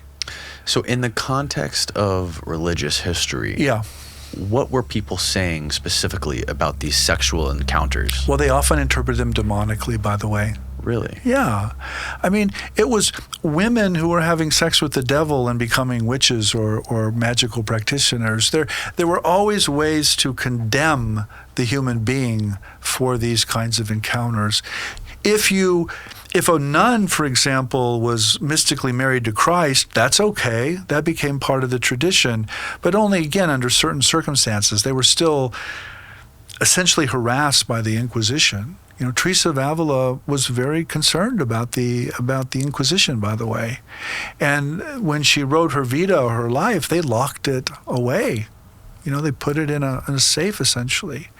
And her confessors asked her to give the finger to the presence. Essentially, they called it giving the fig, but it was essentially giving the finger, because the idea was is if you were vulgar with the devil would go away. Vulgar with the devil. Yeah. So my point is not it's not that I believe the demonic interpretations, but that's what we have done historically, is we have demonized people who have these experiences, and I'm trying to say, please stop that. Right. Please don't do that. Let's look at the sexual components as they're reported, whether it's David Huggins or Whitley Strieber or Antonio Villas-Boas or whoever it is. Mm-hmm. And remember, those are three men, by the way, and that's. But they're getting molested by women. Yes. Not men, not male aliens. Yeah, that's correct. And what do you think that was about? Why would they? It's got to be. Again, what was that about? I mean, that's the. I don't know how to process it. Well, good. That's the conversation, Danny. Right. That's what we should be talking about. And do I have an answer to that? No. Do I have? But you've thought about it more than most people. I've thought a lot about it. And I personally, one of the things I really think about these cases is that they're heretical or dismissed because they don't fit into our religious narratives, which are all about communing with a male deity, not a female deity. I'm not following you there. Well, we have a male deity in Western monotheism, so you can commune with a male deity. You can't commune with a female deity. What do you mean by commune? Become one with, or become very close to. And again, there are two images in the mystical literature that express this. One is sexuality, one is death.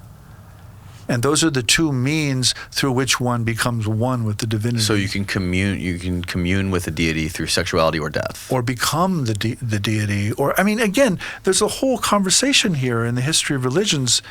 Becoming the deity is dangerous too, by the way, because then you're declared heretical and you're open to all kinds of accusations. Communing with the deity is safer. Okay. Because you're not claiming to be the deity. You're a human being who's sort of communing with the deity. Mm-hmm. But historically, you've done that through gendered and sexual language that is heterosexual only for women, not for men. Because God's a male in the Western imagination, but not here, not in these cases, not in these abduction cases. And I think that's one reason they're so problematic. Wow. It's fascinating stuff. It's a rabbit hole. It is a rabbit hole. It really is. Yeah. And I don't have an answer for it, but I think that's what we should be talking about. Now, is this stuff talked about in Ramakrishna? It's framed, yeah, in some ways it is. It's framed in different ways in the Hindu tradition. You do have encounters with female deities in the Hindu tradition, but certainly not exactly like this as you're seeing here. This is a very Western, very contemporary example of it. Mm-hmm. But I do think looking at these other Asian traditions gives us a good way of making sense of these things.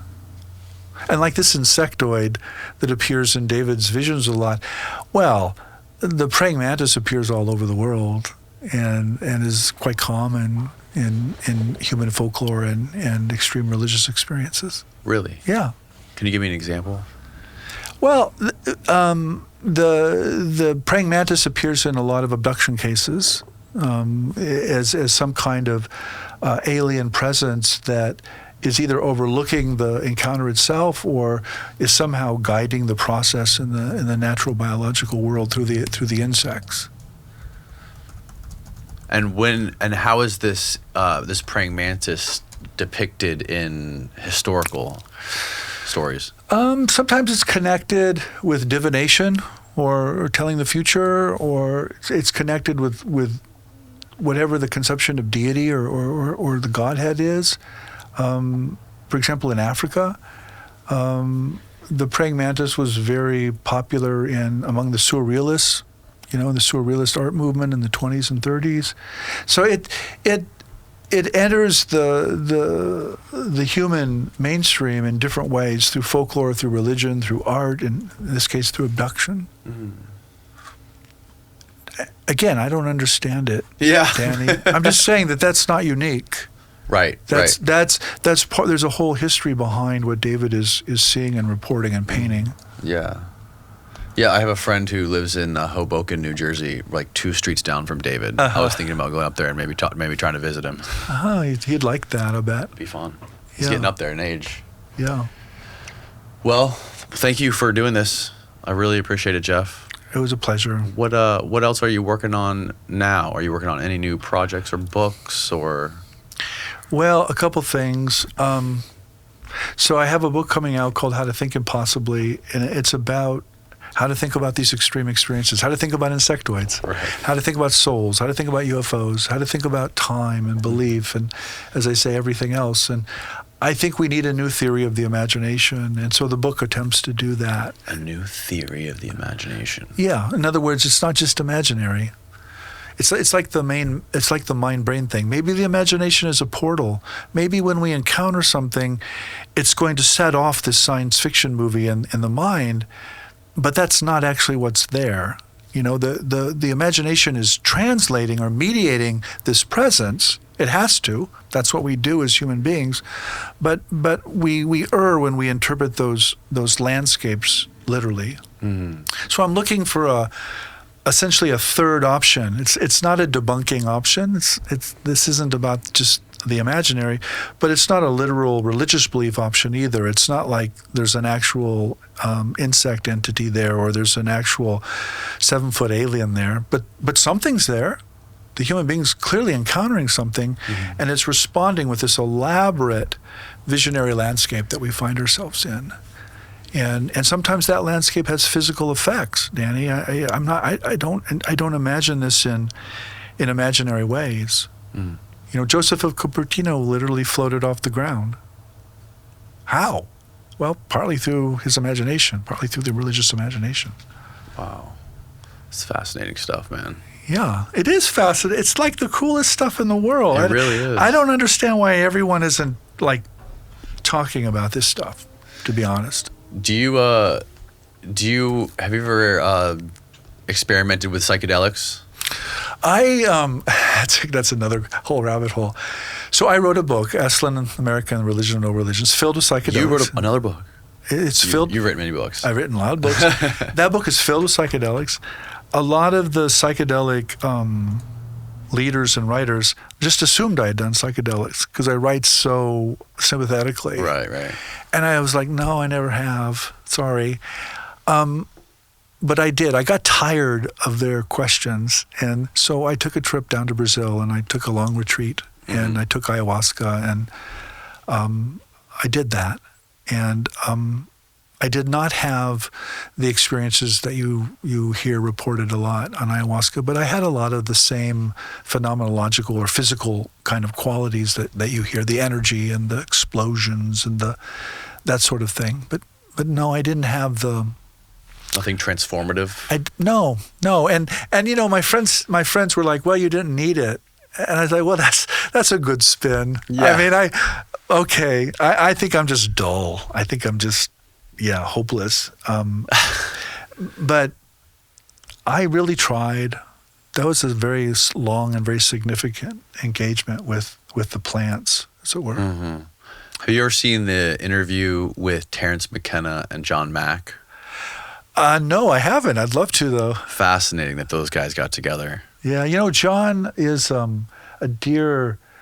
I didn't know John Mack. I didn't know Terence either, by the way. But our last donation to our Archives of the Impossible at Rice was the John Mack papers. And we have about 150 boxes, or about 450 linear feet of John Mack's files and correspondence. And so I'm very close to that material. But John Mack died in 2004, and I was not into this world then. Right. I wasn't into this UFO world. I think I remember him. I was at Harvard, actually. I was teaching at Harvard, and I went to a lecture on Hindu mysticism, and a very elegant gentleman stood up at the back of the room and asked about aliens. And that just had to be John Mack. I don't know who else would have done that, at that time. What year was that? 2000. 2000? Yeah. 2000 might have been 2001. It was somewhere in there. So I think I was in the same room with him, but I never knew John Mack personally. Well, thanks again, Jeff. I really appreciate you. This was a fascinating conversation. People can go find you at jeffreyjkripal.com. Is that right? Right. And the other way too, if you really want to spend some time with me, I'm doing a retreat in Tuscany in July. It's something called the Pari Institute, P-A-R-I. It's called How to Think Impossibly. And that's by far the best way to interact with me if you want to come to that. But otherwise, the website is jeffreyjkripal.com.